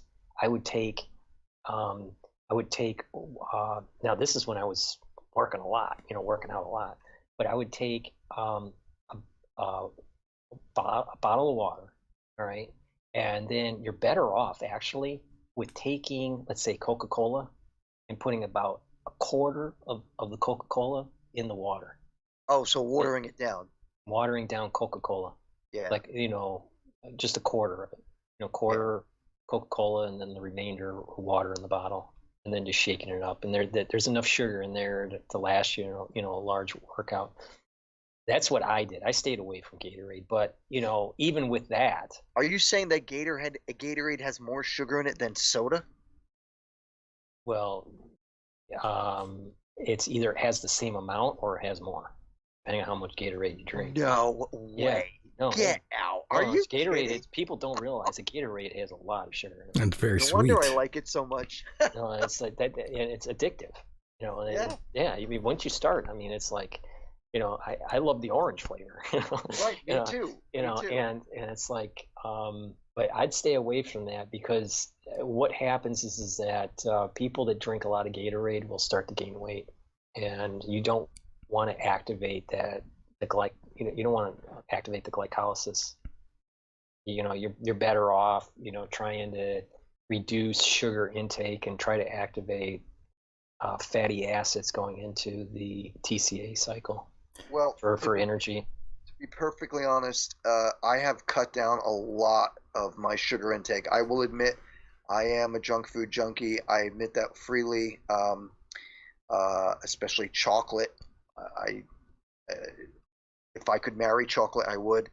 But but Well, see what I really happens did is when you cut have down all a that lot. sugar. When you have all that sugar, it increases you get these insulin spikes, and the insulin spikes actually create inflammation. And a lot of cardiology research has shown that it's not so much the cholesterol for most people; it's the inflammation that's depositing the fats that are in the blood through high sugar content that activates the insulin, that activates an inflammatory response that deposits the fat in the arteries. And then that also and leads to calcium. It also can diabetes. right. And right, exactly. There's I mean, diabetes is Listen, that like I was just saying, I cut down a tremendous amount of sugar that I was taking. There was one soda that I was hooked on, and that was Stewart's Birch Beer, which I used to drink. They come in 4-packs, and I used to drink that quite often because I loved it. I just loved the way it tastes. I never drank Coca-Cola, never drank Pepsi. In fact, the last time I drank Coca-Cola, I think I was about 17. Anyway, the point is, I cut a lot of sugar out, and the only thing I really drink is spring water. That's it, and I get this unbelievably wonderful spring water, and I get like 12 gallons every time I go into Jersey. But what I'm trying to say is that I was so concerned about diabetes because I was having these headaches, and I think I found out it was because I was allergic to sugar, and little by little I tried cutting it out, but there might be some other things that I'm having a problem with. The point is, I went for a diabetes test and made sure that I didn't have it. And fortunately, knock on wood, I don't have it. Well, it's good. Just maintain that. I mean, the problem is that heart disease and diabetes is a huge problem in the United States, and it's just like, and it deals with a big part of it is the sugar content in the American diet. Oh yeah, it's terrible. Yeah, most people who died from COVID, they were diabetics. Oh yeah, diabetes is a huge comorbidity. Definitely. And of course, Paul, are you down with taking phone calls tonight? Yeah, we can take phone calls, yeah. Okay, well, if anybody wants to call in, please feel free to do so now. You have our telephone. Yes, you have our blessing to call in. That number is 760-332-8965. One more time, 760-332-8965. Go ahead and call in, and we'll talk to you. If you want to call in. A lot of these, a lot of my professors, they're saying that for internal medicine and family medicine, the bread and butter of their practice is dealing with cardiac issues and diabetes. The far majority of the patients in the United States. Oh, yeah, I could imagine. The interesting thing, and I don't want to get off the subject, I'm going to keep this real short because I know you want to take calls, Michael, but I got to tell you this. I saw something on television, on Netflix, as a matter of fact, a documentary about cancer and about the American Cancer Society, and how the American Cancer Society was supporting places that, I should say, businesses that were like Coca-Cola and that sort of thing. I found that incredibly odd. There are a lot of things I found out, all of which I can't go into detail right now, but I found out a lot of things that the American Cancer Society was doing that made no sense whatsoever. They were backing corporations that were basically distributing mass quantities of sugar in food. Just putting that out there. It was on Netflix. It was a fascinating documentary. Had to do with diabetes, and boy, oh boy, I was absolutely blown away. By the way, Mondu is saying that's a very blanket statement regarding most of the people that have died from COVID were diabetic. Well, if you have any information that I'm not aware of, definitely please call in and correct me on that. More than free to do so. That number is 760-332-8965. Don't be afraid to call in and state your opinions here. Don't just text us here in the chat. Go ahead and call in. Go ahead, Paul. In terms of the comorbidity, for COVID-19, the ones that were big in the United States, and I think that's what you were mentioning, was in the United States relative to the world. But in the United States, it was it's diabetes, it's heart disease are the two big ones, and then other pulmonary problems like COPD, emphysema. Well, all you got to do, Doc, is take a walk outside somewhere and look at the size of the people. I mean, it's almost disgusting. That's the thing is that what also couples with the diabetes in a lot of cases, not all cases, but in some cases, in a lot of cases, I'll say, is obesity. So that's the problem. You can couple with the diabetes and obesity into one category. Right, and we do have a caller now. Caller, what's going on? How are you? Hey, Mike, how are you doing? And Mike and Paul, thank you so much for the wonderful show tonight. Very nice. Dana, I've been on here 11:11. There you go. Yeah. There you go. Very nice. Did you have a question for? Crazy. Yeah, go ahead. Dr. Paul, you guys are going into the diabetes and Gatorade. That really intrigued me because, I think you're right about that. No, I experienced a little bit of that this week. And it was ironic because we had this huge fire, oh my God, in Reno, and I was up the freeway and I got a bazillion phone calls from hella people that, are you okay? Are you okay? Are you okay? It was called the Poville fire. And I was like, what is that? I've never heard of that. It's on Peavine. It's actually Peavine. but they stopped it because it was inching toward the Desert Research Institute. Anyway, my question with Paul is this, well, it's not really a question, it's more inquisitive, is about, sorry, we're trying to fix there's drilling going on. That's Let me okay. walk over here. We're trying to fix the chicken coop. So, you know, the whole thing with diabetes, and I've known a lot of people with high fructose corn syrup, and I started out in the grocery business a long time ago, actually, in 98 was my first job with Wild Oats Organic Health Food Store in Berkeley. And actually, I found out the owners became the owners of Sprouts, which I got a job with years later, which I thought was really weird. But I've seen this health transition, and now with this COVID, it's like, oh my God, unbelievable. But there's so much of what we eat and how we produce our food and what we can do to save humanity with how we produce our own food, with a conscious perspective on how we can, with intention, not with monetary intention, because monetarism is an ideology, but how we can create food to really help each other. And that's what I have to say for the 4th of July, is how can we create food in a way, because I have upper GI problems, and I've tried to change my diet. I think Gatorade, you just nailed it on the head there, Paul. Thank you so much. Thank you. Well, yeah. You know what's interesting is you were talking about wild oats.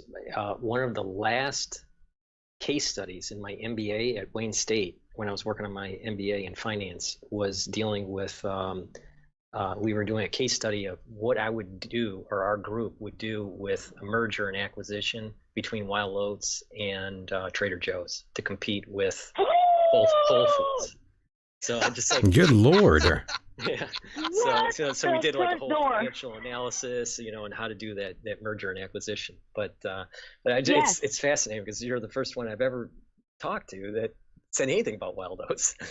But oh my God, I worked at the first store. We had oh my God, nobody knows, but they hire me on the spot on my resume, and I've been through a culinary school in West Oakland. One of our culinary gentlemen, chefs who taught us, he left Google to teach the poor people of West Oakland. I am not kidding, Paul. To sustainable food. Sustainable food and nutrition, and but they've made a market of it, and it just disgusts me. And it was like I was on the fringe, like I could buy American Spirits. They were cheaper than any other cigarettes, and now all of a sudden they're like $15 a pack. I'm like, wow. What's going on here? So wait, you're into food, but you smoke too? Oh, I know. Shoot me, I do. I smoke. So don't drink your Gatorade, but just have a pack a day. I know. I'm just teasing but you. You know, it's funny. Okay. My mom. It's just kind of funny. My mom is a chain smoker, and you were talking about tramadol earlier on the show, and actually know somebody who was on that, and that's how I knew the proper pronunciation of it. So, anyway, I won't keep you guys too long. Thank you so much, though. Yes, I need to quit. Yeah, but don't worry, by the way, you might be onto something. After looking at research done on cannabis and COVID by other scientists, they are determining that cannabis is very likely that could potentially block COVID-19 from entering a person's body because of the ACE2 receptors. It blocks Go ahead, Paul. Well, I was on your channel on the first episode, and I said that terpenoid and lignoids are protease inhibitors. The lignoids. Yes. They're and okay, so I stated that if you take Relora, Calendula, Forskolin, birch bark, they all have natural compounds that fall into that category, and that's the reason why in vitro infected coronaviruses can be disrupted by through blocking the protease. And that's what cannabis is doing right now, according to scientists in Canada. You know, so but the thing is it's you're better off you're better off taking the nutraceutical instead of the cannabis. Well, most likely, yes, but I would. Yeah, because I would take both. But the thing, Well, but the thing is, I'll do both, I've Paul. never heard Michael, that me and Michael will be there's fine. science to the biochemistry of some of the chemicals that classification of chemicals that could, in this case, help with being protease inhibitors. Close those doorways, right, from being screwed. Right. Right. So, but and for me, one of my daily protocols right now, with me being in New York, is that I'm taking calendula and I'm taking Relora every day. I remember it was so cool because when you were first on Michael's show, and I've been listening to Michael for about 2.5 years, and then I'm listening to another show that's totally not related, and I'm going, wait a minute. And this guy called in to another show that I listened to, the John Moore Show, which is on RBN. And the guy goes, you really need to listen to Paul Cottrell. And I go, oh, I just heard him. What? Is he talking about the same show? I was tripping. I was like, whoa, I think I smoked too many today. Amazing. Anyway, it was so cool. I was like, you have really made an impact, Paul. I think you have. I thank you for that. I won't keep deep it down too inside, long. I feel like I haven't done enough. You've done You know a what? lot, The Paul. truth will You've done a always lot. set us free. And you follow your heart, and the truth will set us free. Very and nice. you follow your Christ consciousness. That's why 1111 is my number. That's why I'm going to say it. I'm not scared. Very We nice. shouldn't be scared because fear will only take us down. As a nation, for the 4th of July, I have to say, we have to unite, and we have to grow food for each other, and we have to know what's right, wrong, and just, and fuck all the dumb shit in between. Amazing. Oh. Amen. Well, thank you for Praise that. the Lord. We appreciate that call. Absolutely. I bless Thank you you. so much for calling. Bless all of you. Thank you so much. All right, take Mike, care. hideous, you rock. I don't care if people call you whatever. Hey, you're inquisitive. Love you, bro. Thank you so much. Thank you. Thank you, Paul. Thank you, Mike, as always. Thank you. Blessings. Happy 4th. Bye-bye. Clockwise, take care. Thank you for the call. What a nice call. Yes, and someone else was calling in. Don't worry, the line is now open. That number is 760-332-8965. Go ahead and call in if you want. 760-332-8965. Go ahead and call in. We are expecting you. But yes, Dr. great Paul. call.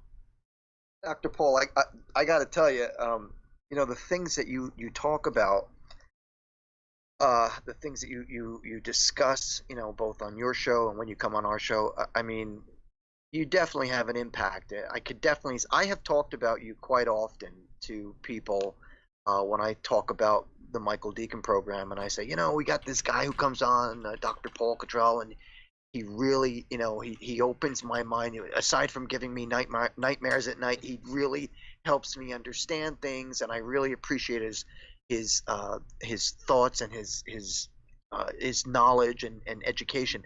So without a doubt, those who you're reaching out to, I definitely could back up what our last caller just said, which is you've definitely helped people. So don't put yourself down. I appreciate that. Like right now, like this is this week that's approaching is a very difficult week for me. Like, so my brother passed away on the 13th of July. Right. From heart disease at age 36. Oh, God. And that was the catalyst. He died when I was working on my PhD. Wow. And so I promised myself that after I finished the PhD that I was going to be an MD. And I'm moving in that direction and being an MD. And so my education, in biology and my pre-med work and being around MDs through this crisis has educated me a lot. Sure. But I just also have this just desire to try to help people because of what happened to my brother. But Right. right now I'm a little down, because it's approaching the 10th anniversary, Right, 10th right. year anniversary of my brother's death, and I just it was a profound moment in my life that I just wish I had the answer to prevent, and I failed. I wasn't able to stop it. Well, that's sometimes that happens in life, but now I'm sure he's watching over you now, Paul. I'm very proud of your efforts in this aggressive manner you've taken and trying to awaken others out there. I think lots of people see that in you, Paul. And by the way, we do have another caller. Let's take the call. What's going on, caller? How are you? Hey, Michael. Hey, Mike and Paul. It is Kathmandu. Kathmandu, how you doing? Kathmandu. I want to say, Paul, you are one of my favorite guests that Michael has on. We always tune in and listen to you. Well, thank you. See? I But told you. I do feel, Michael, that But that was here a we really, go. really Go ahead. blanket statement. Okay, go ahead. I agree that a large number of the COVID victims have been diabetic, but I don't think there's any percentages out there that say most of them. Mm-mm. A lot, yes, but not most. Not most. Not most. There's a line between like a large amount and most. Well, from what I understand, Kat, it was that people who had, as we've discussed this before, people with immune system problems, people who are diabetic, people who are obese, and particularly the elderly. Am I right? Definitely. Yes, definitely.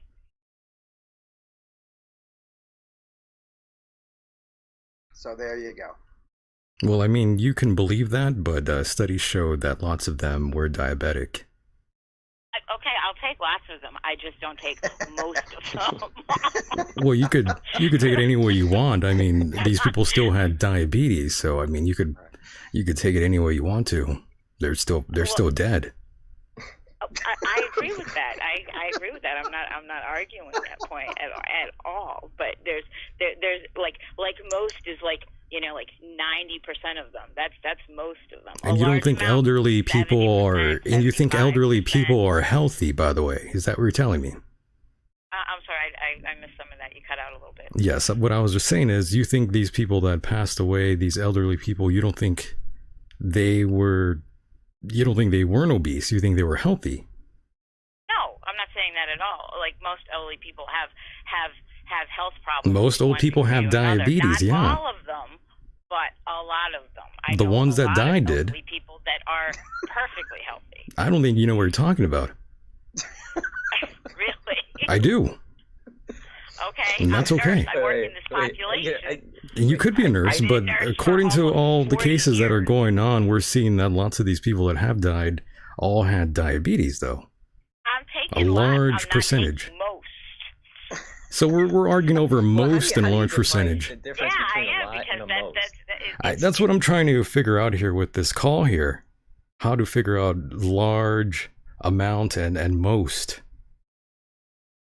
I think we'll have to agree to disagree on that. I guess so.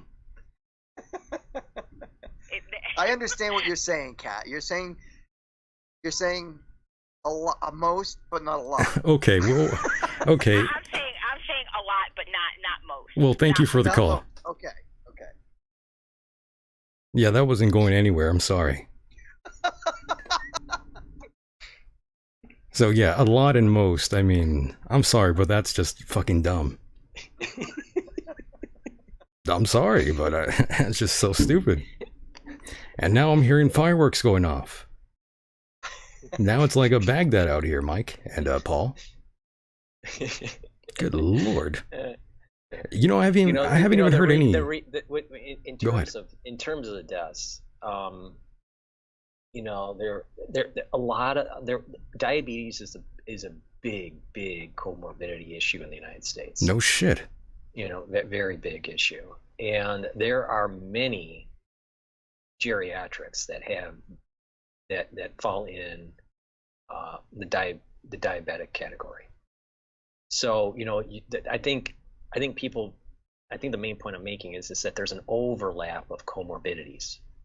So if you do a Venn diagram and you do a bunch of circles, and the point where they all overlap, they're geriatric, they have heart disease and diabetic, those are like perfect storm situations. But many, it's a complex disease that affects many different individuals across the spectrum, also in terms of age. It's not just the geriatric. I mean, there's, the ones that are getting infected also are younger. What's interesting is that the really young don't get infected as much. I have a theory on that, and it's that their thymus is larger, and they, children have a tendency to be able to produce antibodies because they're in a new environment, while adults are more focused on their memory of previous infection. Would you say most children or a lot of children? Or would you just say just a few children? Most children at the age of 5 and smaller. Okay. Not a lot, though. A lot. Many. Okay. Just to be clear. Thanks, Kat. Thanks, Kat. No, but the thing, Wow, that was loud. A lot of individuals though are affected, and to just say that only one category, when you're dealing with multiple comorbidities, it adds to the complexity of managing the disease. Yeah. And then, if you're, let's say for example, if you have heart disease and you have diabetes, you can't go on hydroxychloroquine. Can't or can? Can't. Okay. Can't. I mean, it's caused way too much complication. I mean, now they even stated that they won't even put people on hydroxychloroquine.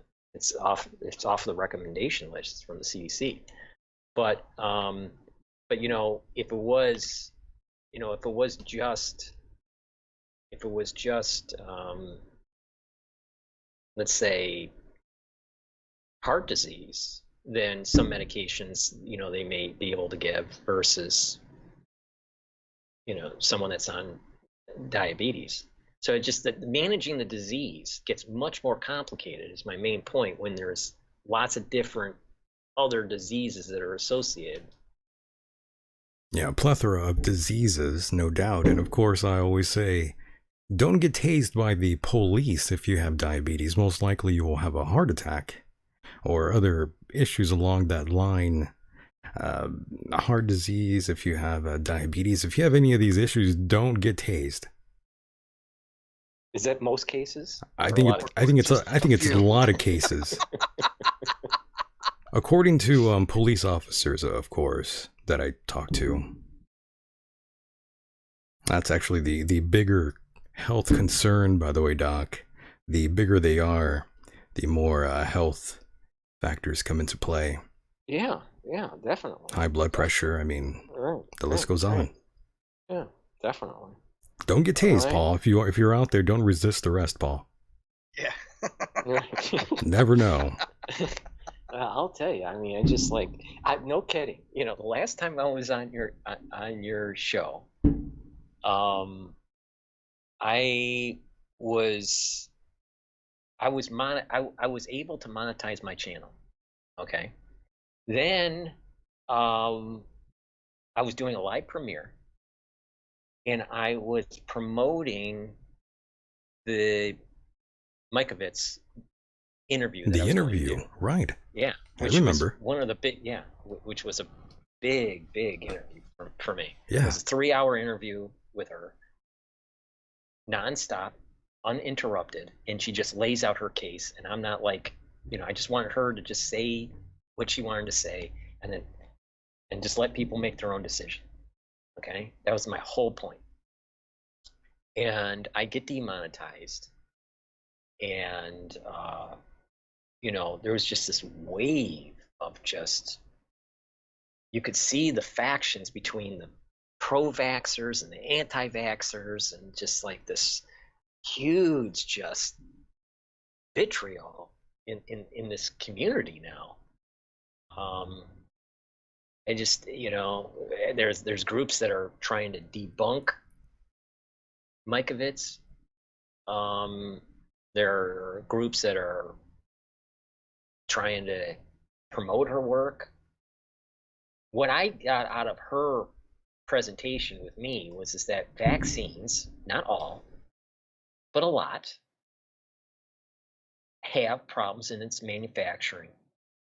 And that is most likely one of the critical points that are causing some of the spectrum disorders that we're seeing with children.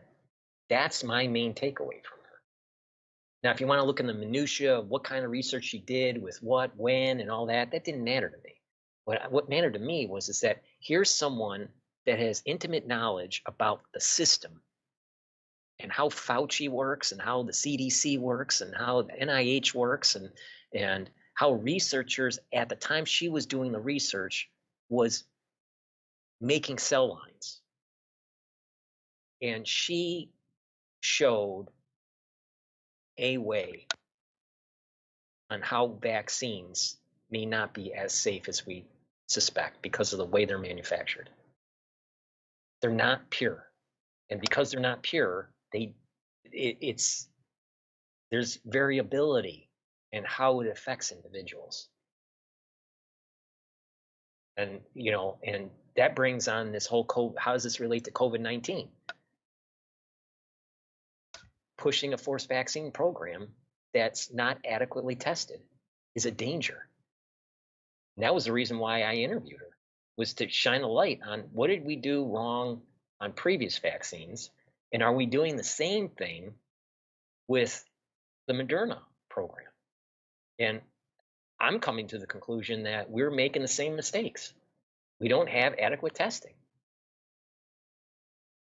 And so it's not just the disease and the mutation and the second wave, but what is government officials trying to promote or institute in terms of a forced vaccine program?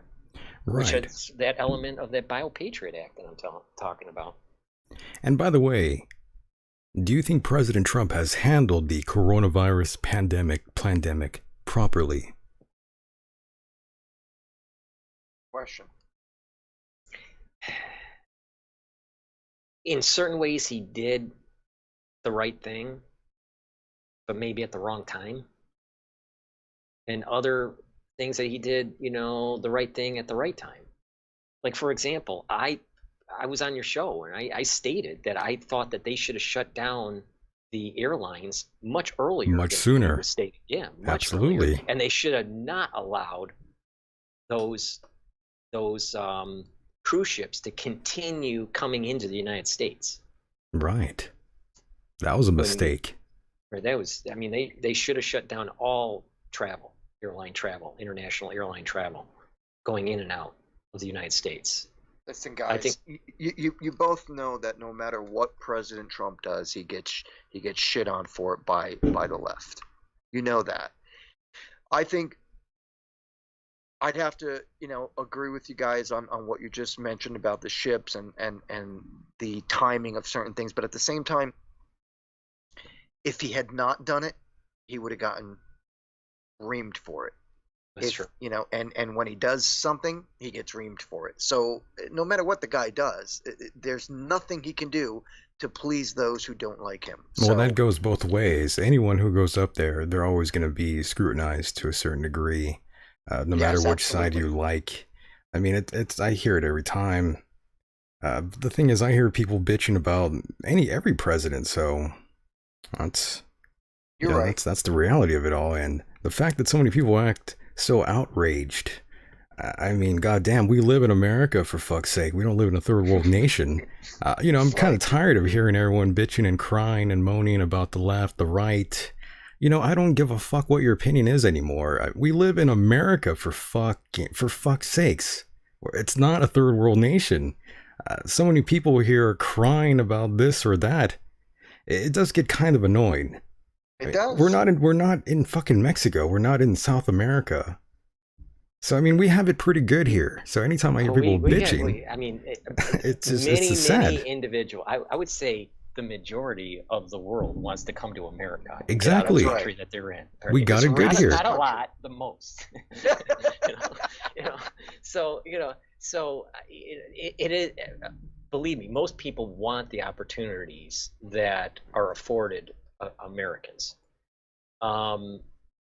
Unfortunately, what is happening is that there is a socialistic, communist move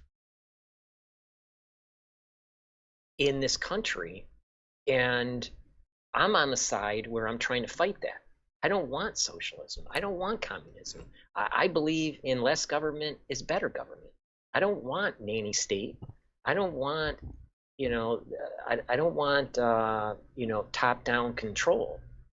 And it's in a lot of these socialists and communist types, they're coming out of very, very prestigious schools.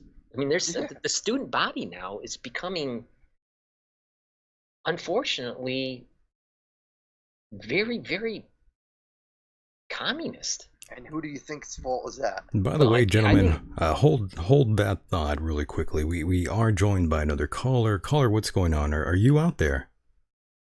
Yeah, I'm here. Very nice. What's your name, caller? Dave. Dave, what's going on, Dave? How are you this evening? Happy 4th of July. Yes. And there's noise. Yes, sir. Did you have a question to ask Dr. Paul Cottrell? Well, as you see, all right. Let me step back a little bit. Go ahead, brother.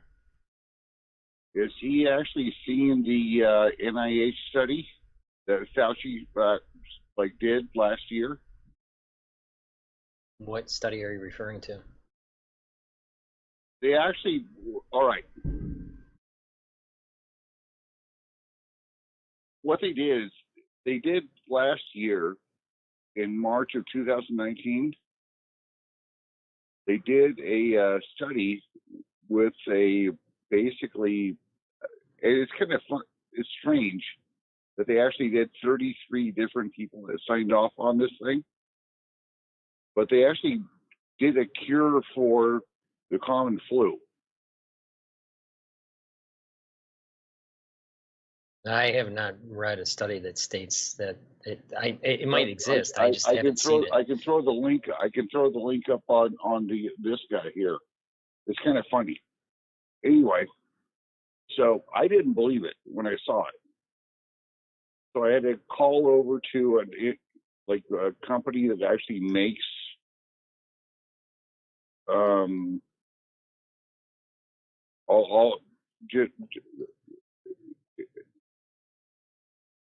over there in your area there. Yeah, New York. In let's say in Michael's area. Okay. I had to call over there and talk to him. And it's interesting because that guy actually schooled me off on all of the stuff from college, immunology. Right. Well, I mean, but the thing is that the flu mutates so much that a vaccine. No, it doesn't mutate. You see, basically, what happens is that when they're actually testing you for your how your body is reacting to it. Your antibodies. Yeah. It's the same thing.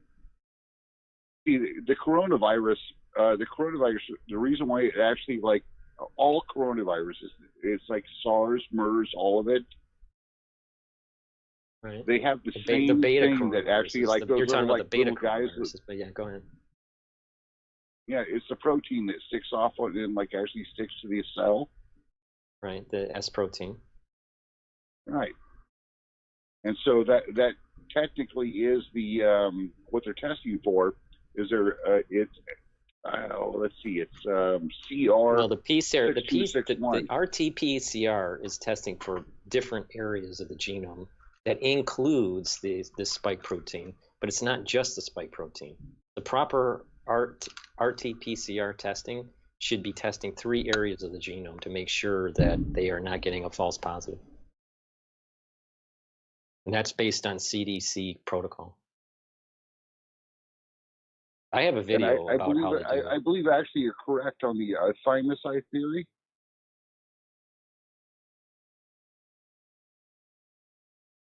Say that again? Because your thymus actually has to go ahead and like actually learn this stuff, and they go ahead and like train your your system to go ahead and like react to it. Right. I mean, well, what it is that your antibodies are training itself to find the matching piece that will connect to the spike protein. And that's just how our immune system works. So what happens is that we'll have what is called an antigen. So the antigen is bits and pieces of the spike protein presented on an antigen presenting cell. The T cell will attach to that, and then there will be a cytokine response that will recruit B cells, and the B cells will start to produce the antibody. Will start to, and this is part of the reason why people get fevers. Is that during this period of time is that it's doing a trial and error to find the proper antibody, and then once it finds it, it goes in mass production, and starts to explode the amount of antibody in the bloodstream. And then eventually it will start to kill off the virus over time. But that's just basic immunological, mechanisms. Well, I had a question about this, and so I had to actually call over to a company, and they're over there in Southern California, and since they're shut down, the owner of the company, I got to have a huge long conversation with him, and so he spelled me off on how all of it is, and he's amazed. Basically, what those guys can do is they can make up all of the antibodies you want. But this sounds like you're talking about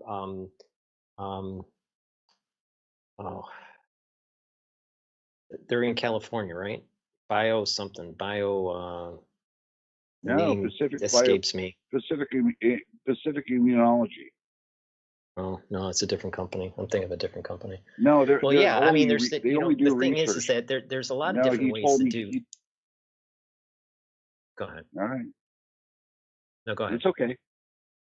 There's a lot of different ways. They only do the research. Sorry. Well, there's a lot of different ways for vaccines to be created. All right. It's not a vaccine. There's what is it? Well, no. Basically, what you do is you emulate, and that's what they're able to do now.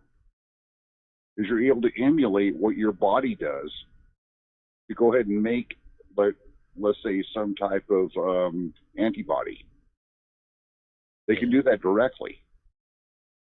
It's not a vaccine. So basically what you can do now is instead of actually having a vaccine, is you can just go ahead and have an antibody that allows your body to go ahead and, let's say, catch up and then become immune. Are they taking your own immune cells to make the antibodies outside the body? That's what they're doing. This is actually known science. They do this for cancer.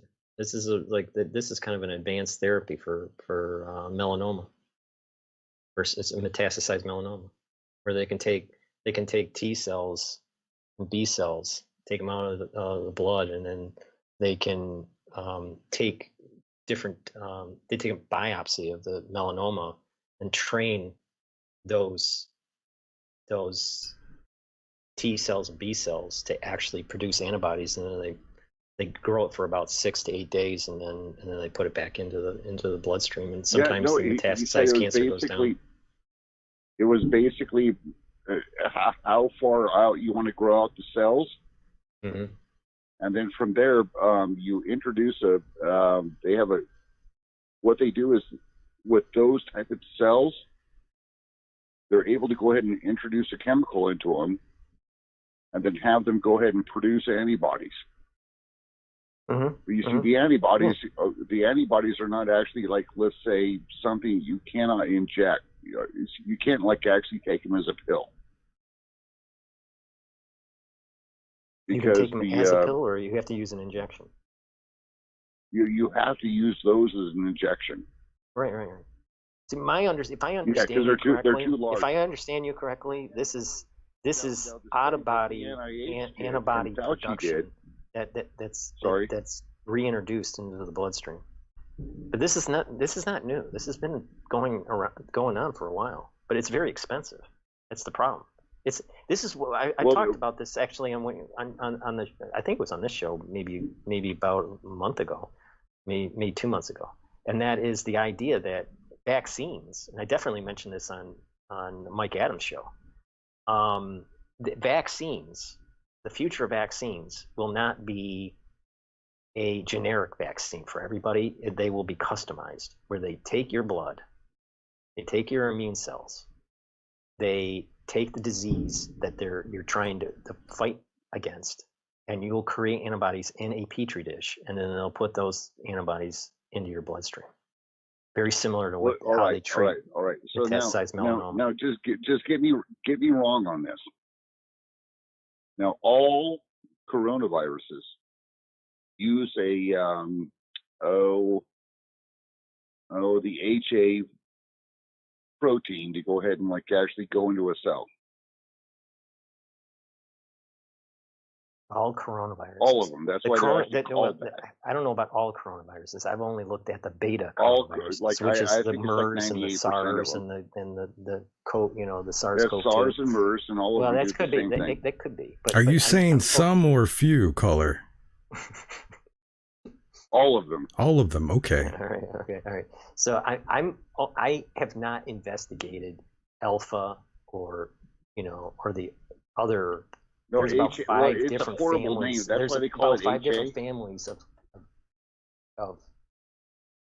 well, that's why they call them coronaviruses. I'm only looking at the beta. I'm only looking at the beta ones. Thanks for the call, by the way, caller. We have to move along here. I appreciate your call. Take care. I'm looking at the time here, and we definitely have to keep it moving here. We're almost close to the end here, Paul, and I do appreciate your time. No doubt. And of course, life as we used to know it is not returning, Paul, I'm afraid. No, it's not. And, I'm calling it right now. We're in a second wave, and it is, for the country, we're in a second wave. In some states, it may seem like a first wave, but these new infections are the majority of them are going to have this G mutation, and that G mutation for the spike protein means that it's not going to shed out of the body as quickly as the D version. And that is concerning me, because the longer it is in the body, the more chance we're going to have some sort of additional gain of function with another receptor, which is something that I am very, very scared of. Right. And where do you see this ending, Paul? What is the end game in your opinion? Well, the New World Order. The New Woke Order. The New Woke Order. This is definitely going into next year. I'm afraid so. This is going into next year. So we're, it's not going to be COVID-19. It's going to be COVID-20. And we're going to have to start, preparing what that means economically. And we haven't been down this road, and it's scary. It is scary, and it goes back to, we need to start having our Congress do their job and start prosecuting these people that made this thing. We know who the players are. We know who, because their names are on a paper. We know which universities were tied to it. And we know the funding mechanism that was happening, and that Congress needs to start sounding the alarm. They need to do something. Yeah, but instead, they it's amazing. Just think about it. In such a coveted position that Fauci's in, and he has been in that coveted position for decades. All right, since he was part of the whole AIDS research. That was in the 80s. All right, now how can someone survive such a competitive environment for so long without having some dirt to make sure that his position is secured? Right. So that falls in line with a larger, sinister plan. Now, what that is, that's a whole different show. That's a different ball game, right? But the thing is that he is a player in it. And I think so, huh? Yep. I think that I think it goes all the way to Skull and Bones, and who protected his job was George Bush Sr. Pretty much, we're going to be hearing this sound, Paul. We're going to be hearing that soon.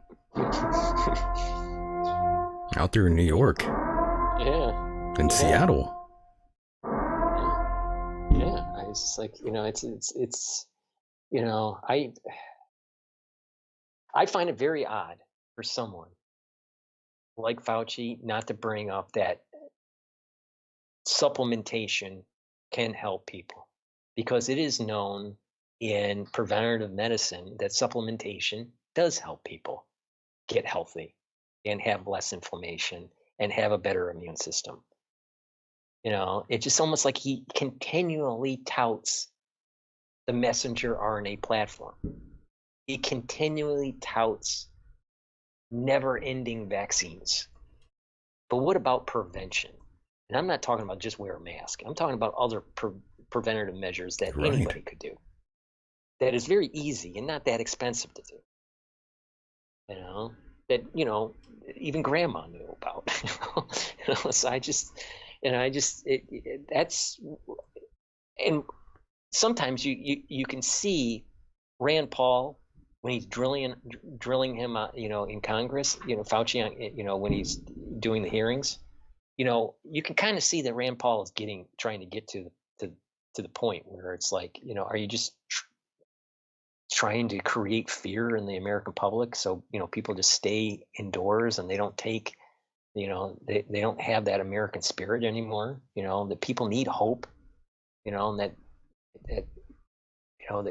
there's more to life than just the science of this. Rand Paul, I like what I see from Rand Paul. Unfortunately, because of him being an independent, I don't think he could win for the presidency. He's an independent? Yeah, I thought he ran as an independent. I thought he ran as a Democrat. I'm sorry, Republican. No. I thought he was independent, but maybe. You may be right. I don't know. I thought he was independent. I don't know that much about him. Maybe I'm mixing him and his father. Maybe. Rand Paul. Maybe. Okay. Let's just assume he's Republican. All right. Okay. The stance that he is that he is on the libertarian side. Very strong libertarian side. Yeah, Rand Paul is a Republican. He's not going to be way. able to win the primary to get into the general election. That's my main point. It's just that he's too libertarian for the Republican Party. Right. But he's saying the right things and where the country needs to go. Very interesting. Paul, I do want to thank you tremendously for being a part of the program yet again. Always fun to have you on here, Paul. Well, thank you for having me, and Paul, we'll have better news next time. Eventually we will. Doc, I want to say thank you once again for setting me up for a nice night of nightmares. Well, I'm teasing. No, I'm teasing, of course, but always informative, always nice to have you. Thank you so much for coming on the show and sharing with us what you know. To the listeners, to Michael, to myself, we always appreciate it. Michael and I love when you're on. Well, thank you for having me. I appreciate it. And I like talking to you guys, and it's a good change of pace. You got it, brother. We will do this again on the other side. Hopefully that doesn't mean death, but yes. Right. Well, we'll do it. We'll do it on the other side. On the other side, too. Both sides. The Michael Decon Show. You got it, brother. Well, thank you so much, Paul. We will talk to you again, and we wish you a happy 4th of July. Yeah, happy Merry 4th of July. Christmas. And Appreciate yes, everything. and Hanukkah. And a happy Hanukkah. And a Yom Kippur. Oy vey. Okay, buddy. Take care. Good night. All right. Good night. Take Bye-bye. care, Doc. Later. Bye-bye. And there he goes, Dr. Paul Cottrell. Always fun and interesting to talk to the doctor. No doubt. Yeah, very nice. Frightening, but always fun. Yes, of course, as we take it home here tonight. And before we pull it Larry Silverstein style, go ahead and plug away, Mike. Michael, I have just one thing I want to say tonight to our listeners, which I feel is kind of important. And I'll make it quick. For those of you who don't already know, Dr. Michael Aquino, the founder of the Temple of Set, and the right-hand man of Dr. Anton LaVey with the Satanic Bible, passed away. We found out officially he has passed away on September 1st, 2019 of cancer. He leaves behind his wonderful, beautiful wife, Lilith. And I personally, I want to say that it was a great loss when I found out about it. And I've also been told that it was the Michael Decon program in which Dr. Aquino did his last interview. So I'm told. I could be wrong, but people are telling me that we were the last ones to interview Dr. Aquino. So I just wanted to make this announcement, letting people know. Dr. Aquino was a very big influence to me and my in my knowledge of my practice of black magic and Satanism. So that being said, Michael, I don't know if you had anything to add to that, but I found it kind of amazing that we were very possibly the last people to interview him. Oh, yeah. Most likely. Very troubling as well. And my goodness, I'm still hearing all sorts of explosions going off in the background here for me. Yeah, I hear that It's too. distracting the hell out of me. I'm sorry. That's okay.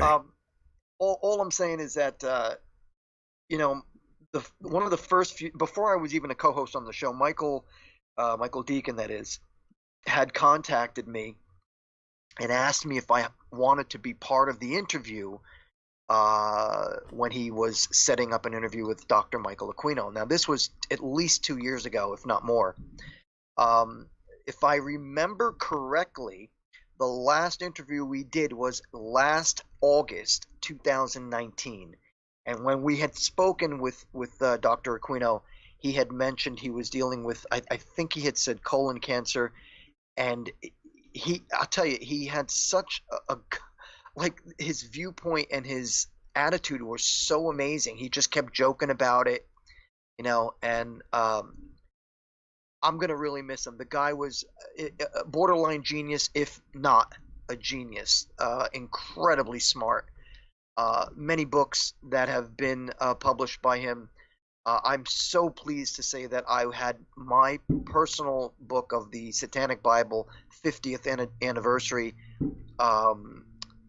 signed, inscribed by Dr. Aquino, and I cherish that now. So all that being said, I just wanted to make it mentioned that we lost someone who was not only a mentor to me, but had created an entire movement of the Satanic movement. So that being said, I want to say thank you to Michael Decon. Unless, of course, Michael, you had to make any comments. Did you want to make any comments or anything? No, I need to wrap up the show. Okay, all right. I just want to say thank you for everybody listening tonight. And if you're interested in anything I have out there, you can check out my artwork, my photography, horribleartwork.com. You can check out my website with music, the releases I've done, MikeHideous.com, MYKE, hideous.com, and of course on Facebook.com/Hideous Mike, MYKE. Thank you for listening, everyone. Michael, thank you so much, and thank you for letting me make that announcement. You got Appreciate it. Take care.